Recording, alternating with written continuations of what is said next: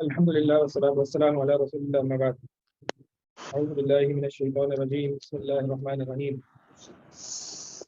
أعوذ بالله من الشيطان الرجيم بسم الله الرحمن الرحيم. آية نمبر 34 سورة قصص. وفي هارون وهو أفصح مني لسانا فأرسله معي يرد أن يصدقني إني أخاف أن يكذبون.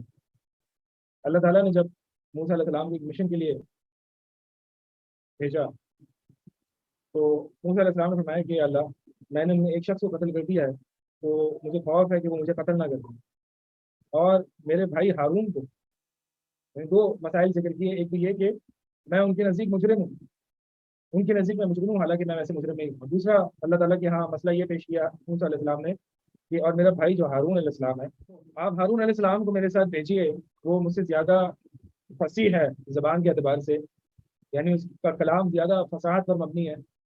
اور فَأَرْسِلْهُ مَعِيَ رِدْءًا، تو اسے میرے ساتھ جو ہے وہ بھیجیے مددگار بنا کر، جو صدقونی جو میری تصدیق کرے، انی اخاف ان یکذبون، بے شک مجھے ڈر لگتا ہے، میں خوف کرتا ہوں اس بات سے کہ وہ مجھے جھٹلا دیں. السلام علیکم ورحمۃ اللہ. استاد صاحب یہ ردعین جو ہے یہ مددگار بنا کر ہے اس کا معنی؟ جی یہی جی جزاک اللہ خیر. ہارون علیہ السلام جو ہے وہ تصدیق کریں، یعنی ایک ہوتا ہے نا کہ انسان کو تھوڑی سی جب وہ دین کی طرف دعوت دیتا ہے یا دین کی دعوت دیتا ہے کسی کو تو ایک تائید ملتی ہے، تو یہ اخلاص کے منافی نہیں ہے. یہ اگر ایک کوئی شخص آپ کی دین کی دعوت کی تائید کر رہا ہے یا سپورٹ کر رہا ہے تو یہ کوئی اخلاص کے منافی نہیں ہے، بلکہ ایک انسان کو اس سے جو دین کا داعی ہوتا ہے یا دین کی طرف دعوت دیتا ہے تو اس کو اس سے ایک موٹیویشن ملتی ہے، ایک موٹیویشن ملتی ہے کہ اور اس کام میں انسان آگے بڑھ سکے. تو موسیٰ علیہ السلام کو یہ بھی تھا، یہ بھی اللہ تعالیٰ فرمایا کہ مجھے ڈر ہے کہ وہ مجھے میری تکذیب نہ کریں. کیونکہ ہو سکتا ہے، ممکن ہے کہ میری اپنی زبان میں لکنت کی وجہ سے میں توحید کی دعوت کو اس انداز میں فصیح انداز میں پیش نہ کر سکوں جیسے کہ میرا بھائی ہارون علیہ السلام کرتا ہے. قال سنشد عضدك بأخيك ونجعل لكما سلطانا ولا يصلون إليكما بآياتنا. اللہ تعالیٰ نے فرمایا کہ میں مضبوط کر دوں گا عضدك تیرا بازو بأخيك تیرے بھائی کے ذریعے، تیرے بھائی کے ساتھ، ونجعلك لكما سلطانا ونجعل لكما سلطانا، اور میں تم دونوں کے لیے بنا دوں گا دلیل، یعنی تم دونوں کو ایک پختہ دلیل دوں گا، غلبہ دوں گا. سلطان دلیل کے معنی میں بھی آتا ہے، اور کیونکہ دلیل انسان کو غالب کر دیتی ہے اس لیے غلبے کے معنی میں بھی آتا ہے. تو میں تم دونوں کے لیے دلیل بنا دوں گا جس سے تم غالب ہو جاؤ گے. فلا یصلون الیکما بآیاتنا، فلا یصلون الیکما بآیاتنا. تو وہ فرعون اور اس کے سردار یہ تمہاری طرف آ نہیں سکیں گے، تمہاری طرف پہنچ نہیں سکیں گے تم دونوں کی طرف ہماری آیات کی وجہ سے، ہماری نشانیوں کی وجہ سے. ای بسبب آیاتنا، بآیاتنا ای بسبب آیاتنا. یہ بآیاتنا میں نے جو ترجمہ کیا اور تفسیر کی ہے یہ اس مطابق کی ہے کہ یصل بآیاتنا یہ جار مجرور کو جب یصلون کا متعلق بناؤں گا تو یہ معنی ہوتا ہے، یعنی فلا یصلون الیکما بآیاتنا، یہ آپ کی طرف پہنچ نہیں سکیں گے، آپ دونوں کو ہاتھ نہیں لگا سکیں گے. کیوں نہیں لگا سکیں گے؟ بآیاتنا، ہماری نشانی کی وجہ سے. ہماری نشانیاں، ہم جو تمہیں نشانیاں دے رہے ہیں، اور نشانیاں کیا ہے؟ وہ یاد بیضاء اور عصا. تو یہ نشانیاں کوئی ہلکی نہیں ہے، یہ دلیل بڑی پختہ دلیل ہے نبوت کی. تو یہ آپ کو ہاتھ نہیں لگا سکیں گے، نشانیوں میں، دلائل میں ہیبت ہوتی ہے. تو جو شخص قرآن حدیث کے دلائل سے بات کرتا ہے اس میں ہیبت ہوتی ہے، اس کو کوئی مغلوب نہیں کر سکتا. جیسے کہ اللہ کے نبی صلی اللہ علیہ وسلم کی حدیث سے بھی آتا ہے کہ لا تزال طائفۃ من امتی ظاہرین علی الحق، کہ میری امت کا ایک گروہ ہمیشہ حق پر قائم رہے گا، حق پر غالب، قائم نہیں بلکہ غالب رہے گا، ظاہرین غالب رہے گا حق پر. ان کو کوئی مغلوب نہیں کر سکے گا دلیل کے اعتبار سے، کوئی مغلوب نہیں کر سکے گا. یہ ہم الحمدللہ ابن تیمیہ رحمہ اللہ اور سیرت پڑھتے ہیں. اسی طرح امام احمد بن حنبل جب وہ خلیفہ مامون کے دربار میں ہوتے تھے، اور ابن ابی تو آج جو کہ معتزلی تھا اس سے بڑے بڑے مناظرے ہوتے تھے امام اہل سنت امام احمد بن حنبل، وہ بڑی بڑی اپنی دلیلیں لگا رہا ہوتا تھا، اور امام اہل سنت جو ہے وہ قرآن حدیث میں اس کے دلائل دے رہے ہوتے تھے.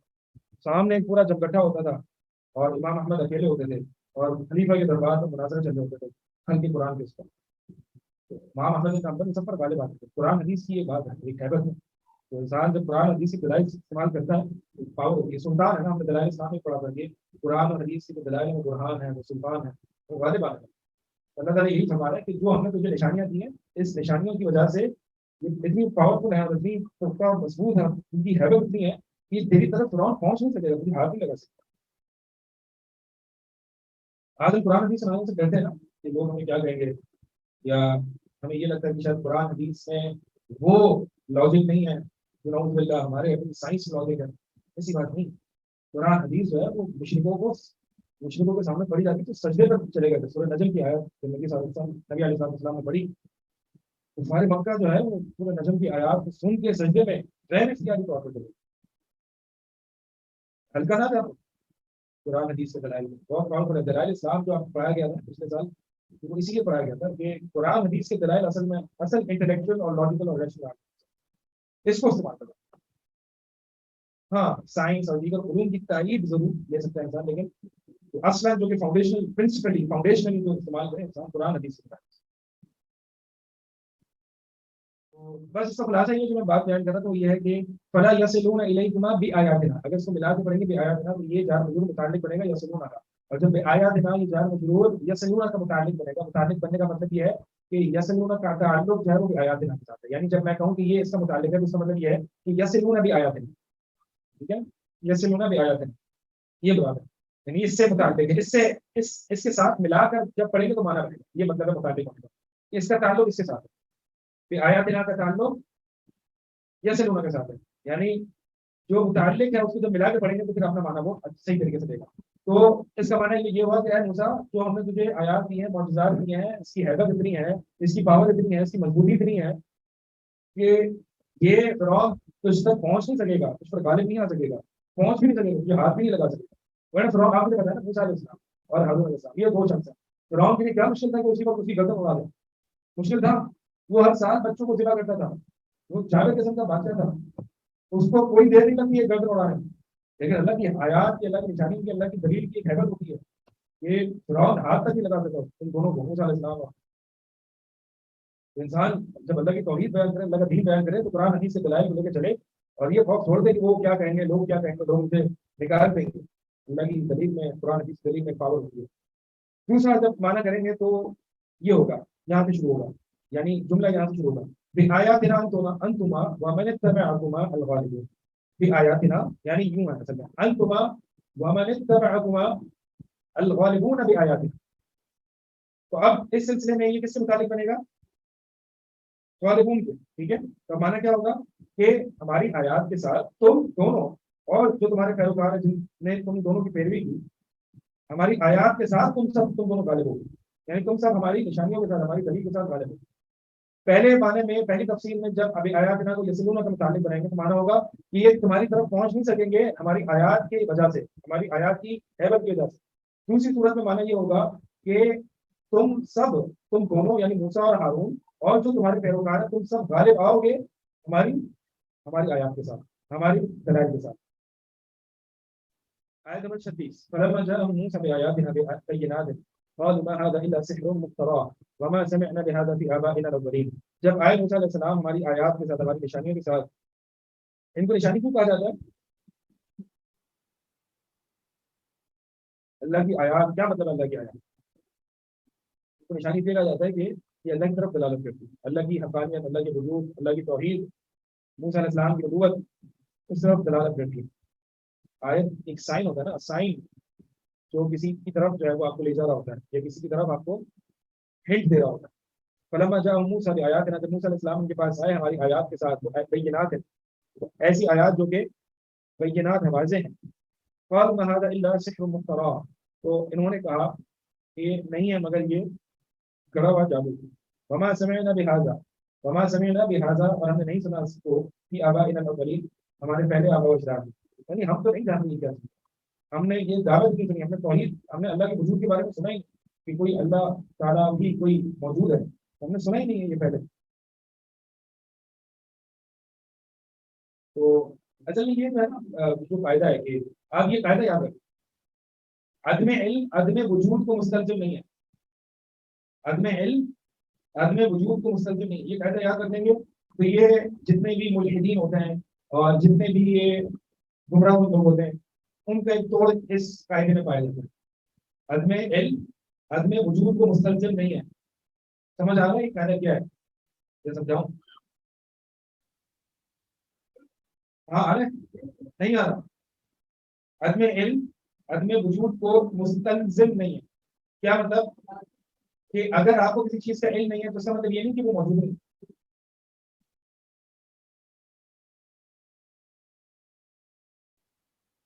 اگر آپ کو کسی چیز کا علم نہیں ہے تو اس کا مطلب یہ تو نہیں کہ وہ موجود نہیں. مثال کے طور پر ابھی گراؤنڈ میں مجھے نہیں پتا کہ فٹ بال چلتا ہے, مجھے نہیں پتا فٹ بال چل رہا ہے نہیں چلتا, تو چونکہ مجھے نہیں پتا اس لیے میں یہ کہتا ہوں کہ فٹ بال نہیں چلتا. ایسا ہو سکتا نہیں. یہ جو آج کل جو مولوی ہیں وہ یہ کہتے ہیں چونکہ سائنس نے اللہ کے وجود کو پروو نہیں کیا اس لیے خدا ہے, تو ہم کس قاعدے کے ذریعے انتخاب کریں گے؟ عدم علم کا معلوم ہونا, علم کا نہ ہونا عدم وجود کو مستلزم نہیں ہے, یعنی عدم وجود کو لازم نہیں کرا دیتا. تو سائنس کا اللہ کے وجود کے بارے میں علم نہ ہونا اس کا یہ مطلب نہیں کہ اللہ موجود نہیں. سمجھ آ گئی؟ تو انہوں نے بھی دیکھی یہی فرعون اور کے جو لوگ تھے انہوں نے بھی یہی آرگیومنٹ آگے دیا کہ ماں سمعنا بہذا آواز, ہم نے تو یہ آواز اجازت نہیں سنا, تو چونکہ ہم نے نہیں سنا, یعنی ان کا آرگیومنٹ یہ ہے چونکہ ہم نے نہیں سنا اس لیے یہ بات ہے ہی اللہ موجود نہیں. یہ کہاں دیکھتا تھا یہ اپنی یہ آپ نے ہم نے جو ہم کس قاعدے سے کریں گے کہ عدم علم عدم وجود کو مستلزم نہیں.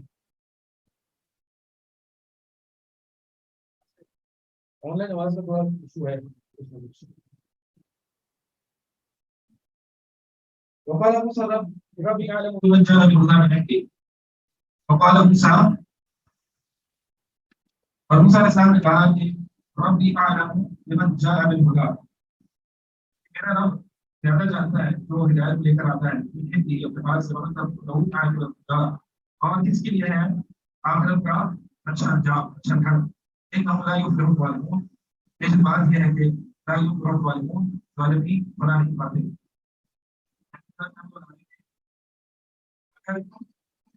میں جھوٹ بول رہا ہوں, میں ظالم کا میں ظالم کا میں بنا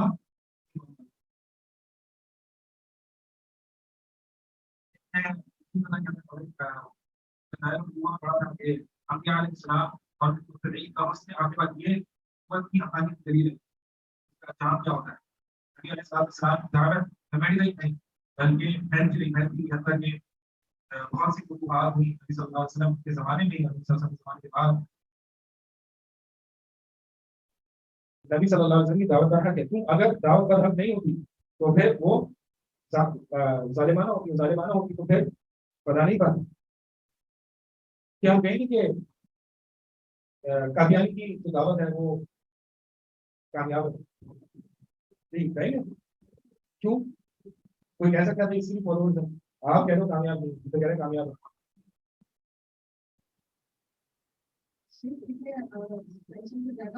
کوشش کریں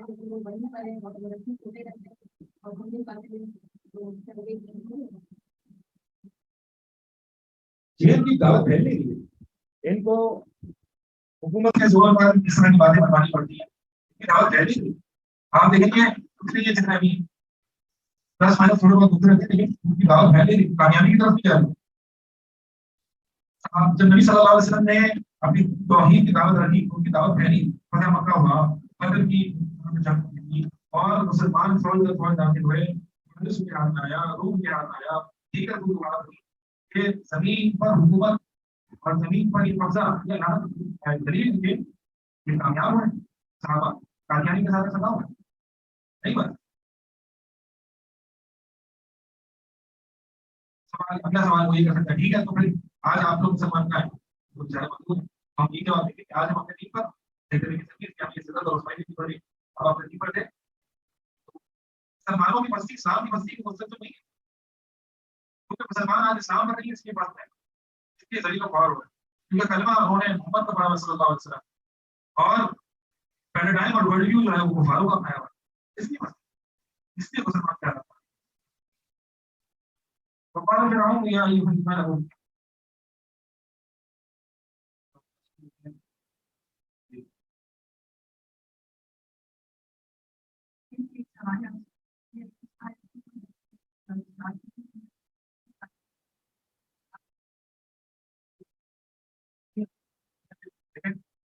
لوگ دیکھ سکتے ہیں کہ سارے خدا پا رہے ہیں سارے کو اچھے کی بار بار آپ لوگوں کو پہلے بتایا کہ سکسیس یا کامیابی جو بڑا ہی ڈیفینیشن ہے وہ مسلمانوں کی طرف. اگر کوئی آپ کو سب سے پہلے کوئی اعتراض کرے کہ بھائی مسلمان کامیاب نہیں کافر کامیاب ہے, کافی کیسے کامیاب ہے؟ وہ کہے گا ان کے پاس اتنی ویپنری ہے، ان کے پاس اتنے ان کی ٹیکنالوجی ہے، اتنی یہاں کرپشن نہیں ہے. تو آپ کے ساتھ دیکھیں ہمارے جگہ تو وہاں پہ یہ ان کی فلاح کا اسٹینڈرڈ ہے. جی ہاں، ہماری فلاح کیا ہے؟ ومن تطیع للنار وادخل الجنہ، روحانیت ہے، اسپرچل ویل بینگ ہے، یہ اطمینان قلب ہے. باہر سے میدان سے باہر سے سنو.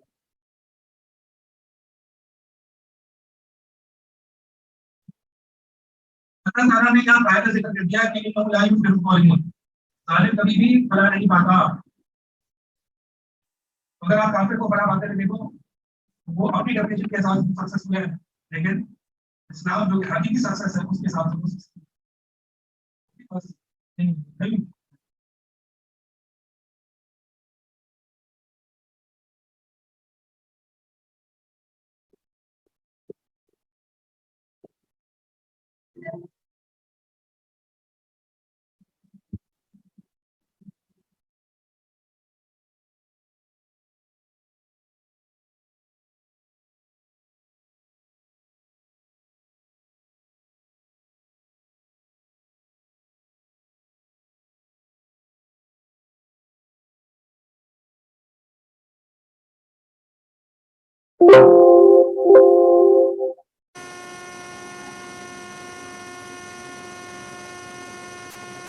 آپ لوگوں کی قرآن کلاس کیسی جا رہی ہے؟ کل ہو رہا نہیں ہو رہا؟ علم کے ساتھ جو ہے وہ عمل کرنا چاہیے. علم اگرچہ یہ میری کوتاہی ہے کہ ہمیشہ سوچتا ہوں کہ آپ لوگوں کو قرآن کی کلاس کے آخر میں چار عمل آج پڑھے ہیں ڈال کے، لیکن پھر ذہن سے نکل جاتا ہے. آپ یہ خود بھی عمل نکال سکتے ہیں کہ آج جو ہم نے پڑھا ہے قرآن میں اس پر ایک ٹو ڈو لسٹ بنا لیں، یہ کرنے کے کام کیا ہے. جب تک متعدد دفعہ اس کام کو نہ کریں اس جگہ چیک مارک نہ لگا. وہ بھی سیکھے نا قرآن کی کلاس سے. انشاءاللہ سیکنڈ سیمسٹر سے آپ یاد دلائیے گا مجھے، میں اس پریکٹیکل اپروچ کو تھوڑا سا اپناؤں گا. اصل وجہ یہ ہوتی ہے کہ تھوڑا سا ٹائم کم ہوتا ہے، ویسے بھی ہم دیکھیں پیچھے بھی چل رہے ہیں اپنے سلیبس سے. تو آیت بھی سمجھانی ہوتی ہے، ایک جو تربیتی فوائد ہیں اس پر زیادہ کوشش بھی کرتا ہوں کہ آپ کے سامنے نکال کر دوں، کیونکہ عموماً آپ تفاسیر پڑھ لیں گے، لیکن جو آج کے دور کے حساب سے تربیتی فوائد نکال کے قرآن کی آیت کو ریلیٹ کرنا، کوشش میری یہی رہتی ہے کہ میں آپ کو یہ نکال کے دوں. لیکن صرف یہیں تک اپنے آپ کو بند کر لینا اور پابند کر لینا پھر یہ کوئی فائدہ نہیں ہے. حتیٰ کہ جو ہم تربیتی فوائد نکال رہے ہیں یہ ہم آیت کو جو سمجھ رہے ہیں اس کو اپنے عمل میں نہ لائیں. تو انشاءاللہ آپ جو ہے وہ اگلے سیمسٹر سے مجھے یاد دلائیے گا. تو ہم ایسا کوئی چارٹ بنا لیں گے، میرے لیے بھی فائدہ ہوگا اور آپ لوگوں کو بھی یہ بھی فائدہ ہوگا کہ ایک عمل کا چارٹ، ایکشنز کا ہم چارٹ بنا لیں گے. ایکشنز کا ہم چارٹ بنا لیں گے اور اس میں جو ہے وہ ہم پوری کلاس میں جو ہم نے پڑھا ہوگا. آواز نہیں آ رہی ہے؟ اب آ رہی ہے؟ ٹھیک ہے. تو ہم نے جو پڑھا ہوگا اس کلاس میں، اس میں ہم 2 4 یا 1 2 عمل جو بھی آج ہم نے سیکھے ہیں اس کو ہم اپنے روزمرہ کی روٹین میں لائیں گے، تب ہمیں کچھ نہ کچھ فائدہ ملتا رہے گا. ورنہ ہم قرآن پڑھیں گے، آئے ہیں، محنت کی ہے، ٹائم لگایا ہے، قرآن پڑھا ہے، سمجھا ہے اور چلے گئے. بھائی یہ تو ہمارے خلاف کل حجت بن جائے گا اگر ہم اس پر عمل نہ کیا. تو اخلاص کے ساتھ آپ اپنی نیتوں کو بار بار چیک کرتے رہیں کہ میں کیوں آ رہا ہوں، کیوں پڑھ رہا ہوں، کیا ملے گا مجھے اس سے، اور کتنا عمل میں نے کیا. اپنا محاسبہ کیجیے، پھر تو چیک کیجیے کہ میں آج کل کیا پڑھ رہا ہوں اور کیا عمل میں میرے اضافہ ہوا ہے. اذا تلیت علیہم آیات زادتہم ایمانا انما المؤمنون الذین اذا ذکر اللہ وجلت قلوبہم واذا تلیت علیہم آیاتہ زادتہم ایمانا وعلی ربہم یتوکلون. کہ مومنین تو بس وہی ہیں، اللہ تعالیٰ نے صیغہ حصر کے ساتھ، مومنین تو یہی ہے. اولئک هم المؤمنون حقا، آگے فرمایا یہی مومن حق. کون؟ کہ جب اللہ کا ذکر ہو تو ان کے دل کانپ اٹھیں، اور جب ہماری آیات قرآن پڑھا جائے تو ان کے ایمان میں اضافہ ہو جائے.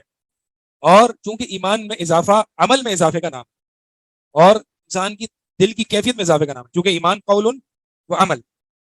جب انسان قرآن پڑھے تو انسان کے ایمان میں اضافہ ہونا چاہیے. ایمان قول اور عمل کا مجموعہ ہے، قول، عمل اور نیت. تو لہذا قرآن پڑھ کے قول یعنی اللہ کا ذکر میں بھی اضافہ ہونا چاہیے جو کہ ہو رہا ہے قرآن پڑھتے ہوئے، عمل جو پڑھ رہے ہیں اس میں بھی اضافہ ہونا چاہیے، اور نیت یعنی دل کی نیت اور دل کے اعمال القلوب، افعال القلوب، خوف، خشیت، رجا، اور یہ سارے جو دل کی کیفیتیں ہیں، اخلاص، صدق، یقین، یہ سب اس میں اضافہ ہونا چاہیے. ان تینوں چیزوں میں اضافہ ہوگا تو ایمان میں اضافہ ہوگا. ایمان میں اضافہ ہونا قرآن پڑھنے کے بعد، قرآن کو سمجھنے کے بعد، یہ مومنین کی ایمان کی علامت ہے. اگرچہ ہماری تھوڑی سی پریکٹیکل سائڈ پر اپروچ نہیں رہی ہے کہ ہم قرآن کو پڑھ کے میں آپ کو بتاؤں اور آپ بھی مجھے بتائیں کہ اس ہم نے جو آج پڑھا ہے اس سے ہم کیا عمل ہم نے آج سیکھا ہے اور اس کو کرنا ہے، اس کو کرنا ہے. ٹھیک ہے انشاءاللہ. تو سیکنڈ سیمسٹر سے ہم اس کو امپلیمنٹ کرنے کی کوشش کریں گے. اپنی قرآن کی میں تفسیر اور جو وضاحت ہے اس کو تھوڑا سا کم کر کے تھوڑا سا پریکٹیکل سائڈ پہ آئیں گے انشاءاللہ. کیونکہ ابھی وضاحت میں زیادہ کر رہا ہوں، تفسیر زیادہ کر رہا ہوں اور پریکٹیکل تھوڑا سا وہ نہیں ہو رہا. اس بھروسے پر کہ آپ خود کر لیں گے. تو کبھی کبھار انسان خود نہیں کرتا ہے اور اس کو ایکسٹرنل موٹیویشن کی ضرورت ہوتی ہے. تو انشاءاللہ اس طریقے سے ہم کریں گے. آپ یاد دلانا ہے آپ نے. یہ سیمسٹر کے شروع میں بھی میرے ذہن میں تھا، پھر 1-2 مہینے بعد گزر گئے تو بھی میرے ذہن میں تھا کہ میں اس طریقے سے کچھ نہ کچھ ہم کریں گے. ایک ایپلیکیشن بھی ہے تدبر و عمل قرآن میں، اور ایک مصحف آتا ہے تدبر و عمل. دیکھا ہے آپ لوگوں میں سے کسی نے؟ تو ایپلیکیشن ڈاؤن لوڈ کریں. اس میں کیا ہے؟ تدبر و عمل. میں آپ کو دکھا بھی دیتا ہوں آئیکن جو ہے اس کا. تدبر و عمل تو نہیں ہے، ایک سیکنڈ.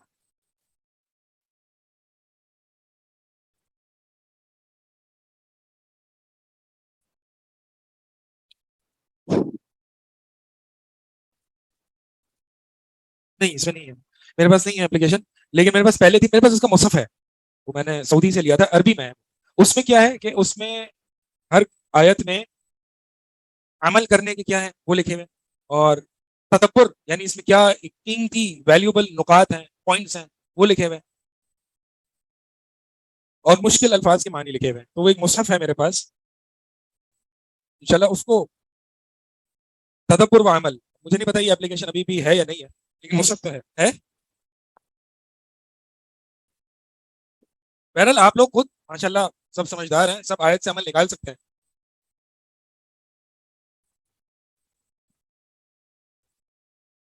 مختصر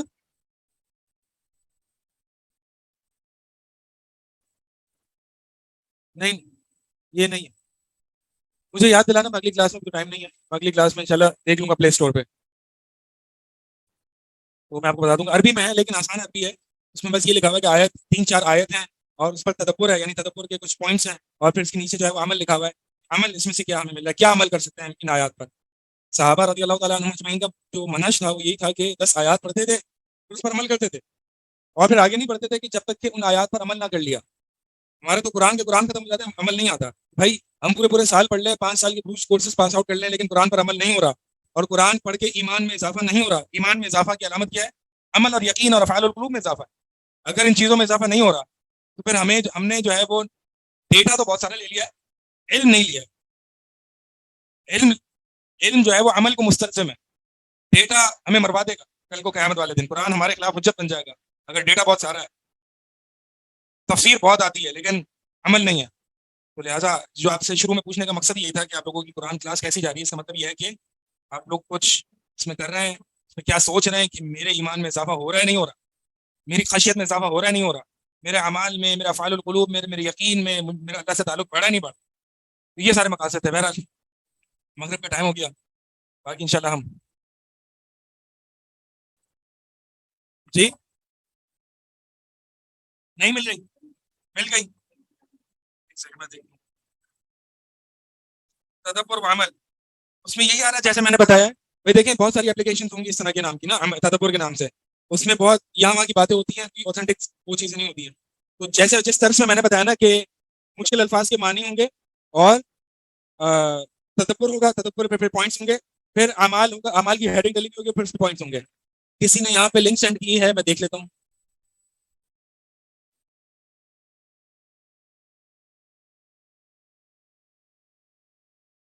جی یہ تو آپ نے خریدنے والی لنک سینڈ کی ہے نا، پرچیزنگ والی، وہ بھی $54 پہ.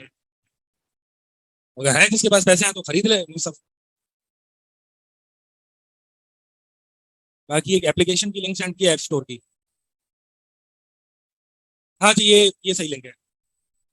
القرآن تدبر و عمل براؤن. یہ میں ایپ اسٹور کی بات بتا رہا ہوں، یعنی ایپل کی. ٹھیک ہے، میرے پاس ایپل کی لنک آئی ہے. یہ ہے خالد الحضرمی، یہی ہے. ٹھیک، دیکھنے سے تو یہی لگ رہی ہے مجھے. اس کا اسکرین شاٹ جو ہے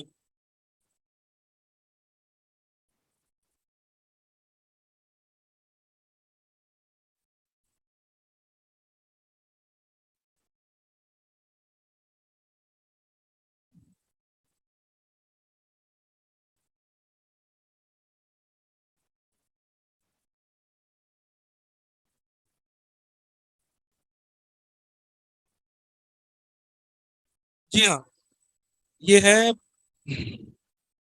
اس طرح کا اس کا وہ ہے. ٹھیک ہے، یہی ہے، کیمرے میں آ رہا ہے، یہ ہے. ٹھیک ہے جی. اور اس میں ہاں، اس میں یہی ہے کہ عربی میں تھوڑی بہت تو سمجھ لیں گے نا آپ. میں انشاءاللہ یہ مصحف لے کے آؤں گا سیکنڈ سیمسٹر میں، آپ مجھے یاد دلائیں گے مصحف لے کے آؤں گا تو ہم 2-4 عمل اس مصحف سے ہی پڑھ لیں گے. ٹھیک ہے، اسی سے میں آپ کو بتا دوں گا. اور اگر ایک آدھ ہم کنٹمپلیٹ کر کے خود انشاءاللہ نکال لیں گے، اس میں کوئی مسئلہ نہیں ہے. ٹھیک ہے جی، سبحانک اللہ.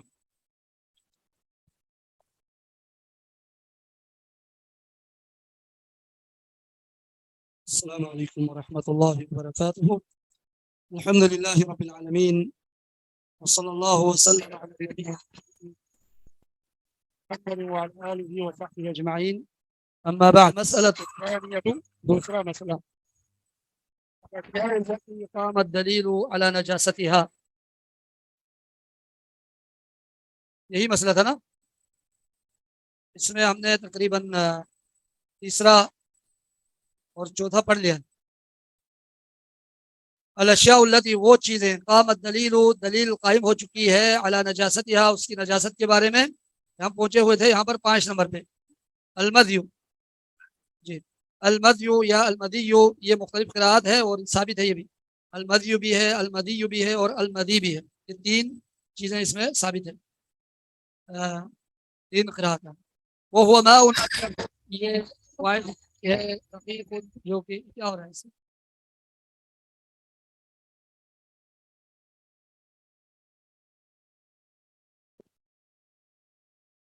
وهو ماء أبيض رقيق لزج يخرج عند الملاعبة أو تذكر الجماع. یعنی پانی، ایک پانی ہے جو کہ وائٹ ہے، رقیق باریک ہے، لزج چکناہٹ ہے، یخرج عند الملاعبة یعنی مذاق وغیرہ کرتے وقت جو ہے یہ خارج ہوتا ہے. تو صحیح ہے.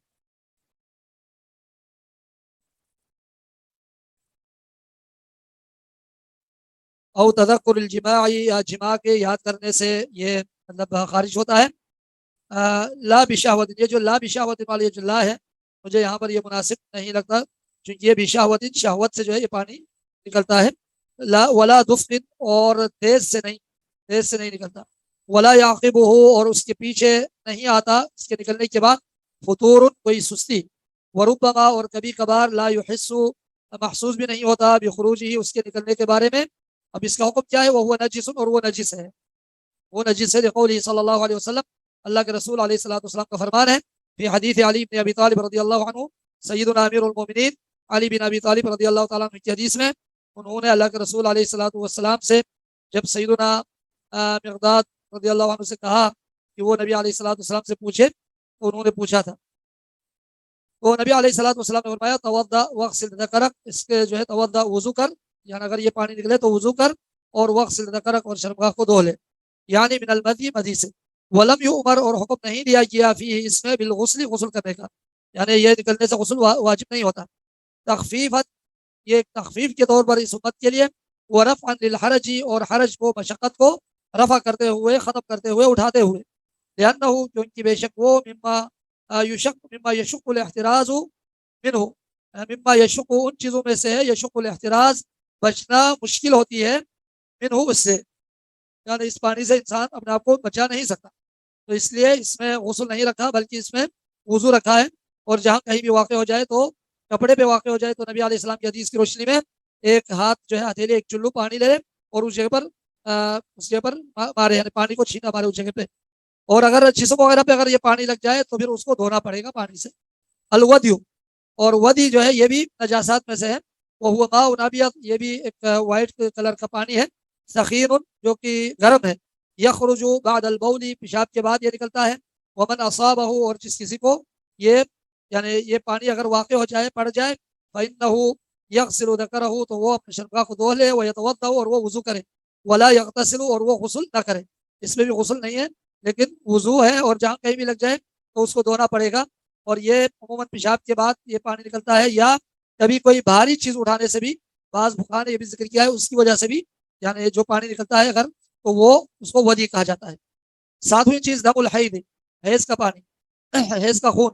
دم الحیض، حیض کا خون، کما فی حدیث اسماء بنت ابی بکر رضی اللہ عنہما، سیدتنا اسماء بنت ابی بکر رضی اللہ عنہما سے روایت ہے کہ حدیث میں ہے، قالت، انہوں نے کہا، جاءت امرأۃ، ایک عورت آئی، الی نبی صلی اللہ علیہ وسلم، اللہ کے رسول علیہ الصلوۃ والسلام کے پاس، فقالت، بس انہوں نے کہا، اس عورت نے کہا، احدانا یصیب ثوبها من دم الحید، احدانا، ہم میں سے کسی کو، یصیب ثوبها، اس کے کپڑے کو یعنی پڑ جاتا ہے، واقع ہوتا ہے، من دم الحیض، حیض کے خون میں سے، تو کیف تصنع، تو وہ عورت کیا کرے؟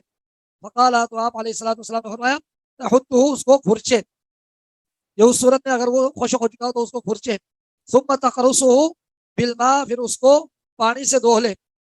تقرصه بالماء مطلب اس میں پانی ڈال کر ہاتھ سے ایسا کرنا اس کپڑے کو دھونے کے لیے، تو اس کو کہتے ہیں قرص یقرص، یعنی اس کو پانی سے دھو لے، یعنی پانی ڈالے اور اس طرح جو ہے اس کو مل لے اس جگہ کو، یا اسی طرح جو ہے انگلی سے ایسا کر کے اس جگہ کو پانی ڈالے اور انگلی سے اس جگہ کو یعنی پانی اچھی طرح تاکہ اس میں داخل ہو جائے، اس طریقے سے اس کو دھو لے. ثم تنضحه، پھر اس کو دھو لے، یعنی اس جگہ کو، ثم تصلی فیہ، پھر اس میں نماز پڑھے. اب ثم تقرص بالماء، اس پر پانی ڈالے، پانی ڈال کر ہاتھ سے مل لینا انگلیوں سے، اس کو کہتے ہیں تقرص.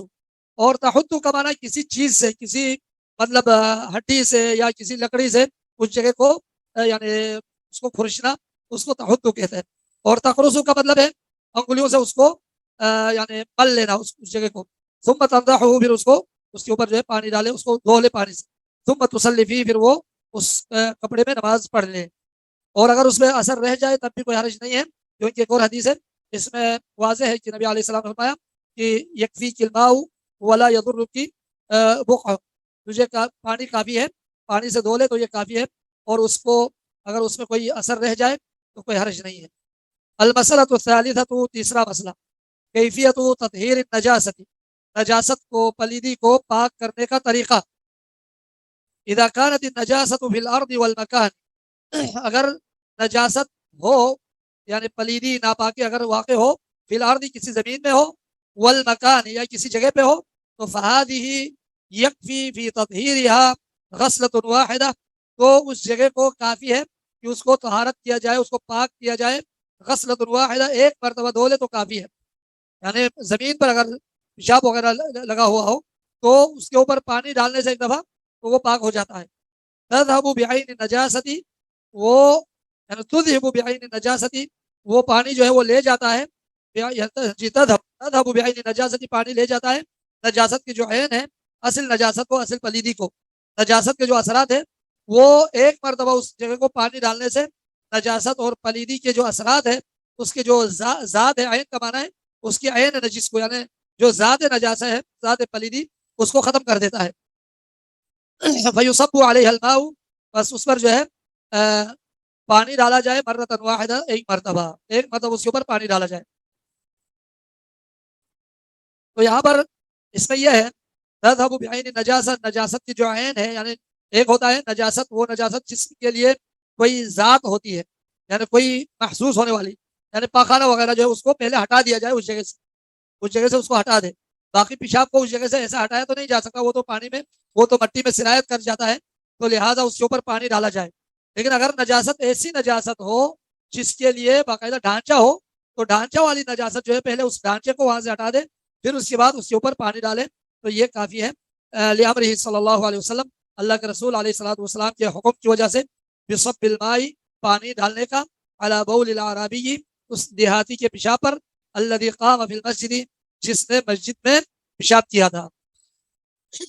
جس نے مسجد میں پیشاب کیا، نبی علیہ الصلوۃ والسلام نے صحابہ کو حکم دیا کہ اس کے پیشاب کے اوپر ایک ڈھول پانی ڈالے اور یہ کافی ہے، یہ فرمایا، اور یہ اس کے لیے پاک مطلب کر لیتا ہے.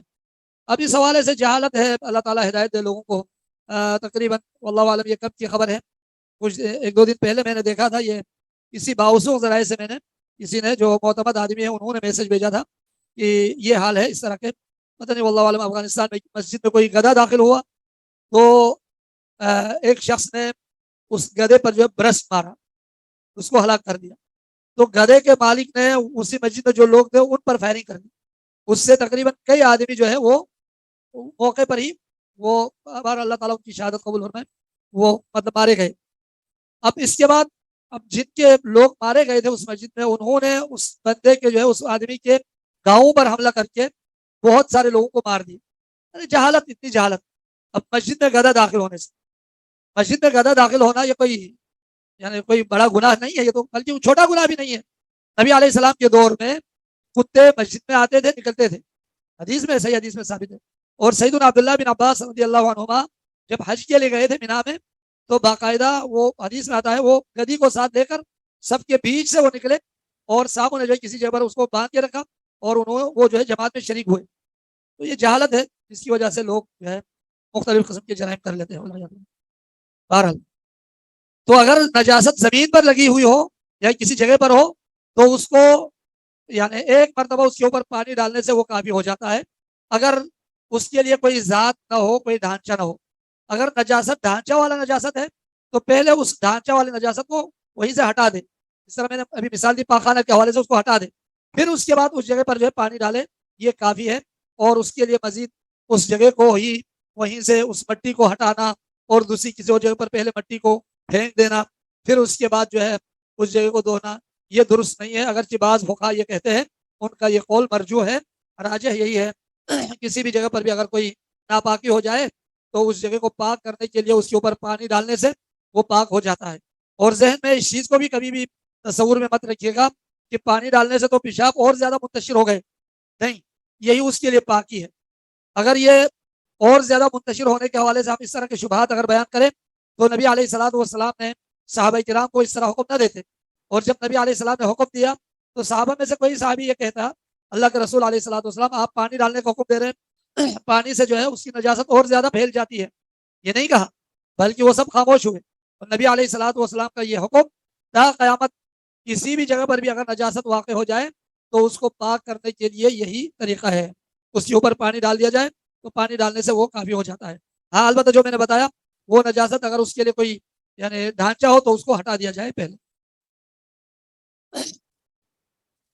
جی اس کے بعد ہم آتے ہیں اذا كانت النجاسۃ علی غیر الارض، اگر نجاست لگی ہوئی ہو زمین کے علاوہ کسی اور جگہ پر، کان تکون فی الثوب، نجاست کپڑے میں لگی ہوئی ہو، او فی الاناء، یا برتن میں، فإن كانت من کلب، اگر وہ نجاست کسی کتے کی وجہ سے ہو، ولغ فی الاناء، اس کتے نے منہ ڈالا برتن میں، تو اس برتن کو جو ہے فلا بد من غسلہ، تو اس برتن کو ضرور دھویا جائے، سبع غسلات، 7 مرتبہ دھونا، اس کو 7 مرتبہ دھویا جائے، احداہن، ان میں سے ایک، بالترابی، مٹی سے، بلکہ ان میں سے جو پہلی مرتبہ جو دھویا جائے وہ مٹی سے اس کو دھو لیا جائے، مٹی سے صفائی کیا جائے، اس کے بعد 6 مرتبہ پانی سے اس برتن کو دھو لے.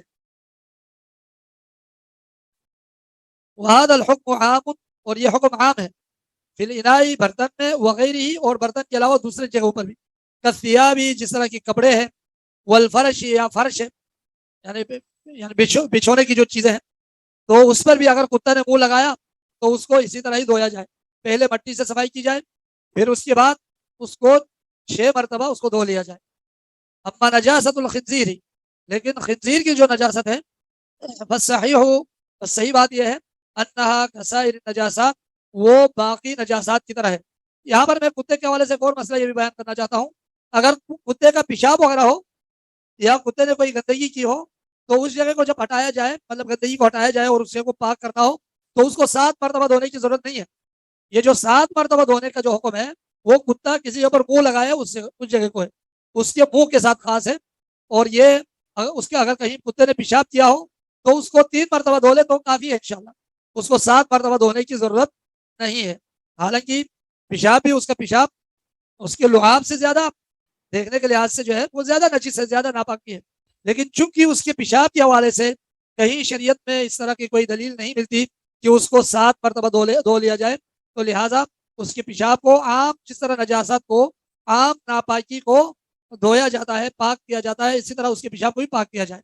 لیکن لعاب کے حوالے سے، کتے کے لعاب کے حوالے سے جہاں کہیں اس نے منہ لگایا ہو تو اس جگہ کو 7 مرتبہ دھویا جائے، پہلی مرتبہ مٹی سے ہو.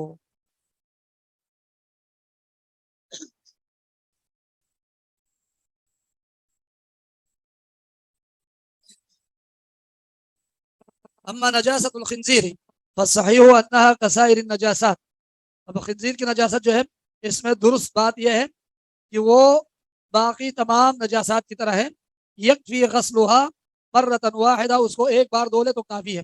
ایک بار دھو کر اگر اس کا اثر ختم ہو جائے تو کافی ہے، لیکن اگر اس کا اثر ختم نہ ہو جائے تو 3 مرتبہ اور 3 سے بھی زیادہ اگر دھونا پڑے تو جب تک اس کا اثر باقی ہو تو دھو لیا جائے. جی ہاں. تذهب بعین النجاستی، وہ ایک مرتبہ جو ہے اس کی نجاست کے جو اصل ہے، عین نجاست کو، جو ذات نجاست کو، نجاست کے جو ڈھانچہ ہے اس کو ختم کر لے، اس کو دور کر لے. ولا یشترط غسلھا، اس کو دھونا یہ شرط نہیں لگایا جاتا 7 مرات، 7 مرتبہ. حالانکہ خنزیر کی نجاست کتے کی نجاست سے بھی زیادہ سخت ہے. اس کے باوجود بھی خنزیر کہیں منہ لگائے یا کہیں پیشاب کرے تو اس کو یہاں پر انہوں نے کہا کہ ایک مرتبہ بھی دھو لے تو کافی ہے. لیکن اگر ایک مرتبہ دھونے سے وہ اس کی عین نجاست اگر زائل نہیں ہوتی تو اس کو یعنی 2 مرتبہ، 3 مرتبہ، 4 مرتبہ اس کو دھو لیا جائے. ویسے بہتر یہ ہے اگر ایک مرتبہ دھو کر اس کی عین نجاست ختم بھی ہو جائے تو سنت یہ ہے کہ اس کو 3 مرتبہ دھویا جائے، بہتر یہ ہے. البتہ ایک مرتبہ دھونے سے وہ اگر اس کی نجاست ختم ہو جاتی ہے تو یہ کافی ہے. وَإِنْ كَانَتِ النَّجَاسَةُ، اور اگر نجاست ہو من البول، پیشاب سے، والغائط، اور پاخانہ سے، والدم، اور خون سے. خون سے مراد یہاں پر وہ خون جو ذبح کرتے وقت تیز خون نکلتا ہے وہ خون مراد ہے. یعنی وہ حیوانات جن کے گوشت کھائے جاتے ہیں جب ان کو ذبح کرتے ہیں تو تیز خون جو نکلتا ہے جس کو دم مسفوح کہتے ہیں وہ خون مراد ہے. وَنَحْوِهَا، اور اس جیسا. فَإِنَّهَا تُغْسَلُ، بس بے شک وہ دھو لیا جاتا ہے، بالماء، پانی سے، مع الفرق یعنی کھرچتے ہوئے. فرق کا معنی بھی اس کو کھرچنا، یعنی انگلیوں سے ایسا اس کو کھرچ لے دھوتے وقت. والعصر، اور اس کو نچوڑتے ہوئے. عصر کا معنی نچوڑنا. حتی تذهب، یہاں تک کہ چلا جائے، وتزول، اور زائل ہو جائے، ختم ہو جائے. ولا يبقى لها اثر، اور اس کے لیے کوئی اثر باقی نہ رہے. جی کپڑے کو بھی جو ہے دھو لیا جائے 7 مرتبہ. کتے کے یہاں پر ایک سوال پوچھا دیں. عام جو یعنی ڈول ہے اس میں ممکن ہے یعنی 2 لیٹر، 3 لیٹر، 4-5 لیٹر بھی ہو سکتا ہے. عام نارمل سا ڈول جس میں 2-3 لوٹا آ جاتا ہے عموماً، تو وہ جو ہے اس کے اوپر بہایا جائے، کافی ہے. یہاں پر سوال آیا ہوتا ہے اس لیے. ولا يبقى لها اثر، اور اس کے لیے کوئی اثر باقی نہ رہے. ويكفي في غسلها، اور اس کو دھونا کافی ہے، مرۃ واحدۃ، ایک مرتبہ. ایک مرتبہ دھونا کافی ہے. یہ غسل غین پر زبر کے ساتھ پڑھی ہے، غسل یہ دھونا. عام دھونے کے لیے، عام جو بھی دھونا ہو اس کے لیے عین پر زبر کے ساتھ غسل. اور اگر غسل ہو تو اس کے لیے عین پر پیش آئے گا، غین پر پیش ہوگا. وَإِنْ كَانَتِ النَّجَاسَةُ، یہ تو ہو گیا. وَيَكْفِي فِي تَطْهِيرِ بَوْلِ الْغُلَامِ، اور کافی ہے فی تطہیر بول الغلام، بچے کے پیشاب کی طہارت میں کافی ہے، اس کو پاک کرنے کے لیے کافی ہے.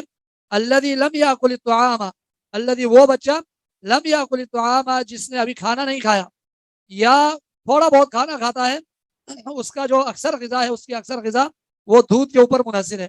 یعنی مانگ کے دودھ کے اوپر، والدہ کے دودھ یا کسی بھی عورت کے دودھ کے اوپر منحصر ہے. ایسا نہیں دودھ سے مراد جو ہے گائے کا دودھ ہو یا بھینس کا دودھ ہو، یہ مراد نہیں ہے. اگر بھینس یا گائے کا جو دودھ ہے اس کا حکم عام کھانے کے حکم میں آتا ہے، عام کھانے کے حکم میں آئے گا. لیکن اگر کسی بھی عورت کا دودھ پی رہا ہو تو اس بچے کا جو پیشاب ہوگا وہ جب اس کو پاک کر دیا جائے تو پاک کرنے کے لیے کافی ہے النزح. نزح کس کہتے ہیں؟ وہ ہوا رشہ بالماء، پانی سے اس کے اوپر چھڑکانا.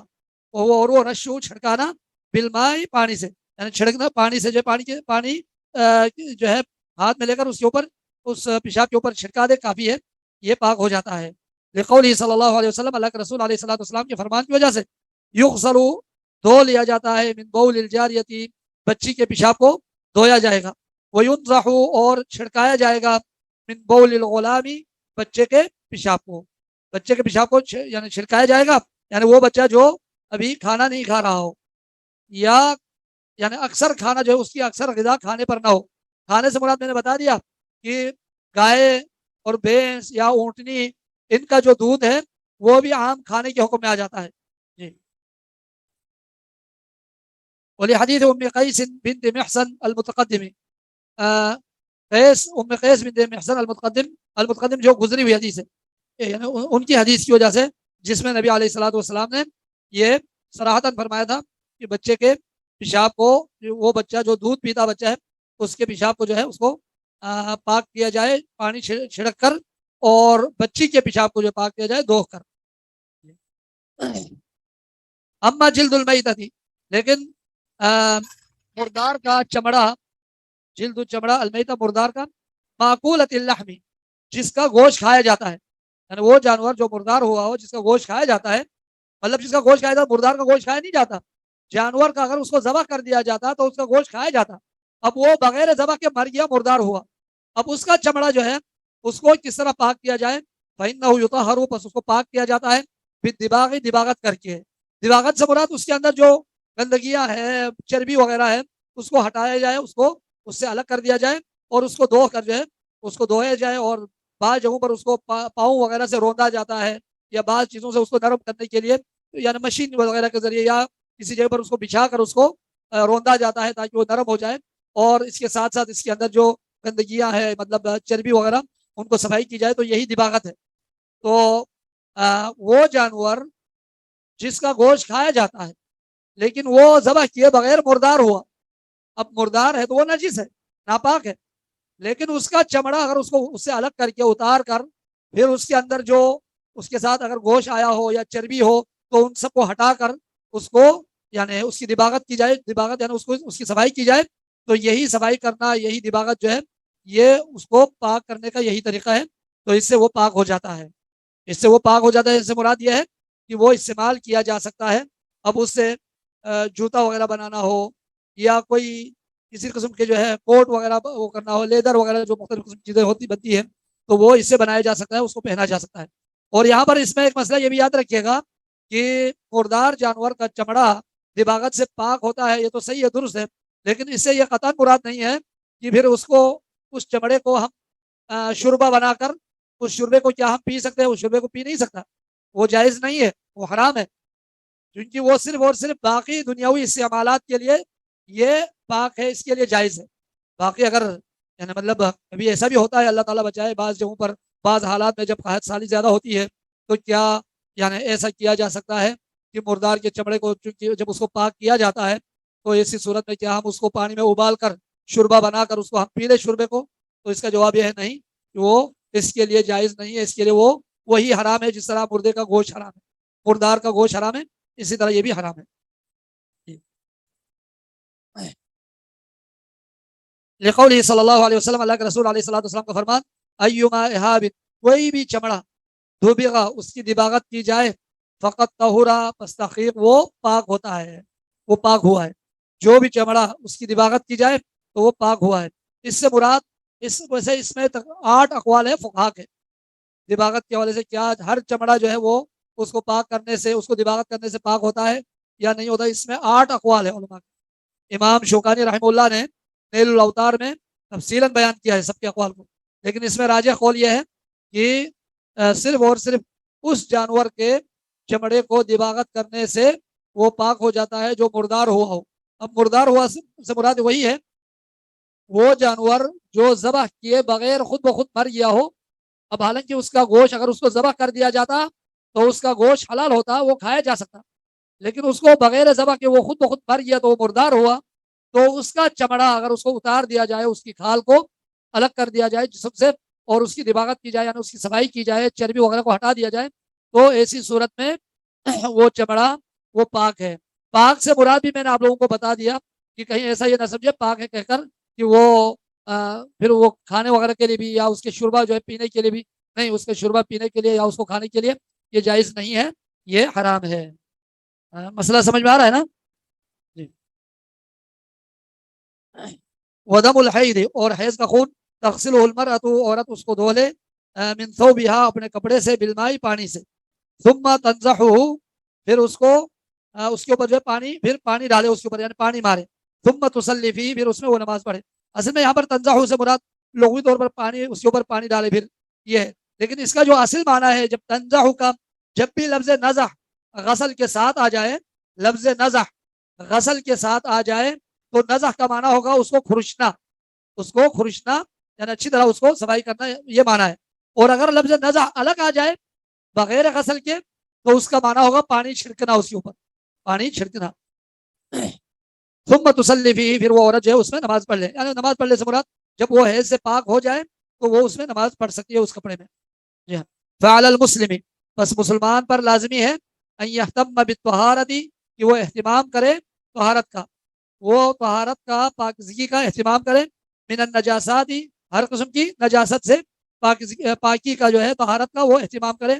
فی بدنی ہی, اس کے جسم سے, اس کے جسم میں اگر نجاست لگی ہو تو اس سے. وہ مکان ہی, اور اس کے جگہ سے, جگہ کو بھی پاک اور صاف رکھنا چاہیے, مطلب پاک رکھنا چاہیے جگہ کو بھی. وہ ثوبہ ہی, اور اس کے کپڑے کو بھی صاف رکھے. الذی یصلی فیہ, جس میں وہ نماز پڑھتے ہیں. لأنہا, کیونکہ وہ, یعنی کیا, کیونکہ طہارت پاک رکھنا شرط, یہ شرط ہے. لصحت الصلاۃ, نماز صحیح ہونے کے لیے. نماز صحیح ہونے کے لیے کپڑے کا, جگہ کا, بدن کا پاک رکھنا یہ شرط ہے. یہ سب شرط میں سے, اگر پاک نہ ہو تو اس کی عبادت قبول نہیں ہوگی اگر اس نے عبادت کی. ہاں یہاں پر ایک مسئلہ یہ بھی سمجھ لیجئے کہ اگر لا علمی میں نماز پڑھ لی, بعد میں یاد آیا وہ کپڑے پر جو ہے پیشاب لگا ہوا تھا, بچے کا پیشاب تھا, یا المہم نجاست اس پہ لگی ہوئی تھی, بعد میں یاد آیا, تو کیا اس نماز کو وہ دہرائے یا نہ دہرائے؟ تو اس میں راجح قول یہ ہے کہ وہ اس نماز کو نہ دہرائے, اس کو دہرانے کی ضرورت نہیں ہے. کپڑے پہ نجاست لگی ہوئی تھی, وضو کر کے نماز پڑھ لی, نماز پڑھنے کے بعد میں یاد آیا تو اس کو, اس نماز کو دہرانے کی ضرورت نہیں ہے, کیونکہ لا علمی میں اس نے نماز پڑھی ہے. لیکن اگر یاد آیا پہلے, جان بوجھ کے نماز پڑھی اس میں, تو اس کی نماز قابل قبول نہیں ہوگی اللہ کے ہاں. اس کی دلیل بھی واضح ہے نا, نبی علیہ الصلوۃ والسلام نے ایک دفعہ تقریباً عصر کی نماز پڑھا رہے تھے, تو 2 رکعت پڑھائی نبی علیہ السلام نے. پھر دوران نماز جبریل امین علیہ السلام تشریف لائے اور نبی علیہ الصلوۃ والسلام کو بتایا کہ آپ کے جوتی میں نجاست لگی ہوئی ہے. تو نبی علیہ الصلوۃ والسلام نے دوران نماز جوتی کو اتار دی, نماز کو جاری رکھا.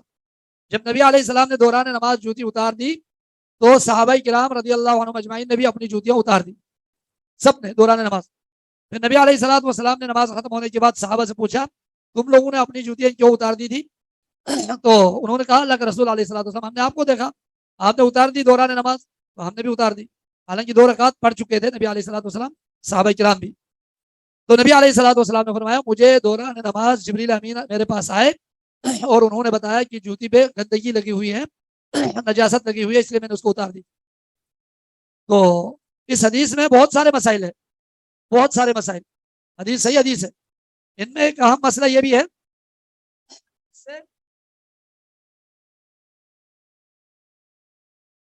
اس سے یہ بات بھی واضح ہو گئی کہ اللہ کے رسول علیہ الصلوۃ والسلام غیب کا علم نہیں جانتے تھے. اگر غیب کا علم جانتے تو نبی علیہ الصلوۃ والسلام اس طرح کبھی بھی نماز نہیں پڑھاتے. ایک اہم مسئلہ اس میں یہ بھی ہمیں سمجھ میں آتا ہے. اور اسی طرح جو ہے دوسرا مسئلہ یہ بھی کہ اگر کسی نے لا علمی میں نماز پڑھ لی, اس کے جسم پہ یا کپڑے پہ یا جگہ پہ گندگی لگی ہوئی تھی, بعد میں اس کو یاد آیا تو اس کو وہ دہرانے کی ضرورت نہیں ہے, دہرانے کی ضرورت نہیں ہے. لیکن اگر ایک شخص بغیر وضو کے نماز پڑھی, بغیر وضو کے نماز پڑھی, نماز پڑھنے کے بعد اس کو یاد آیا کہ میں نے بغیر وضو کے نماز پڑھی تھی, تو اس کو نماز دہرانی ہوگی وضو کر کے. اس میں اور اس میں فرق ہے. مسئلہ سمجھ میں آ رہا ہے نا؟ اگر کسی نے بغیر وضو کے نماز پڑھی, بعد میں یاد آیا میں نے تو بغیر وضو کے نماز پڑھی تھی, تو اس کو دوبارہ نماز وضو کر کے نماز پڑھنی ہوگی. لیکن اگر ایک شخص کو جو ہے اس نے نماز پڑھی, اس کے جسم پہ یا کپڑے پہ یا اس جگہ پہ نجاست لگی ہوئی تھی, تو بغیر مطلب یاد کے یا بغیر علم کے اس نے نماز پڑھی, بعد میں اس کو یاد آیا تو اس کو دہرانے کی ضرورت نہیں ہے. جی یہاں پر میں سوالات کا دیکھ لیتا ہوں. جی ٹھیک کرنے کے لیے جلد پر لگائیں.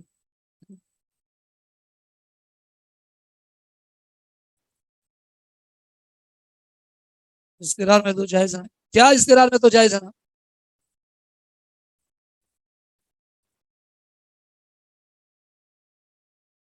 پھر اس گوشت کیا کرے, گوشت کیا کرے, سمجھا نہیں میں نے اس سوال کو. پھر اس گوشت کیا کرے اگر نماز کا وقت گزر چکا ہو؟ بے وضو اگر نماز پڑھی ہو، نماز کا وقت گزر بھی جائے، تب بھی اس نے دوبارہ وضو کر کے نماز پڑھنی ہے. جی. الملاعبہ کا معنی مذاق کرنا، مطلب اپنی بیوی سے مذاق وغیرہ کرنا، اور اس وقت اگر اس طرح کا پانی وغیرہ نکلے تو اس کو مزی کہا جاتا ہے. الملاعبہ مذاق کرنا، کھیل مذاق کرنا، یہ لعب سے ہے. اور تحتو کپڑے دھونے والے برش سے کر سکتے ہیں. جی اسے بھی کر سکتے ہیں، کپڑے دھونے والے برش سے بھی کر سکتے ہیں. جی باقی سوالات یہاں پر ظاہر نہیں ہو رہا ہے. اور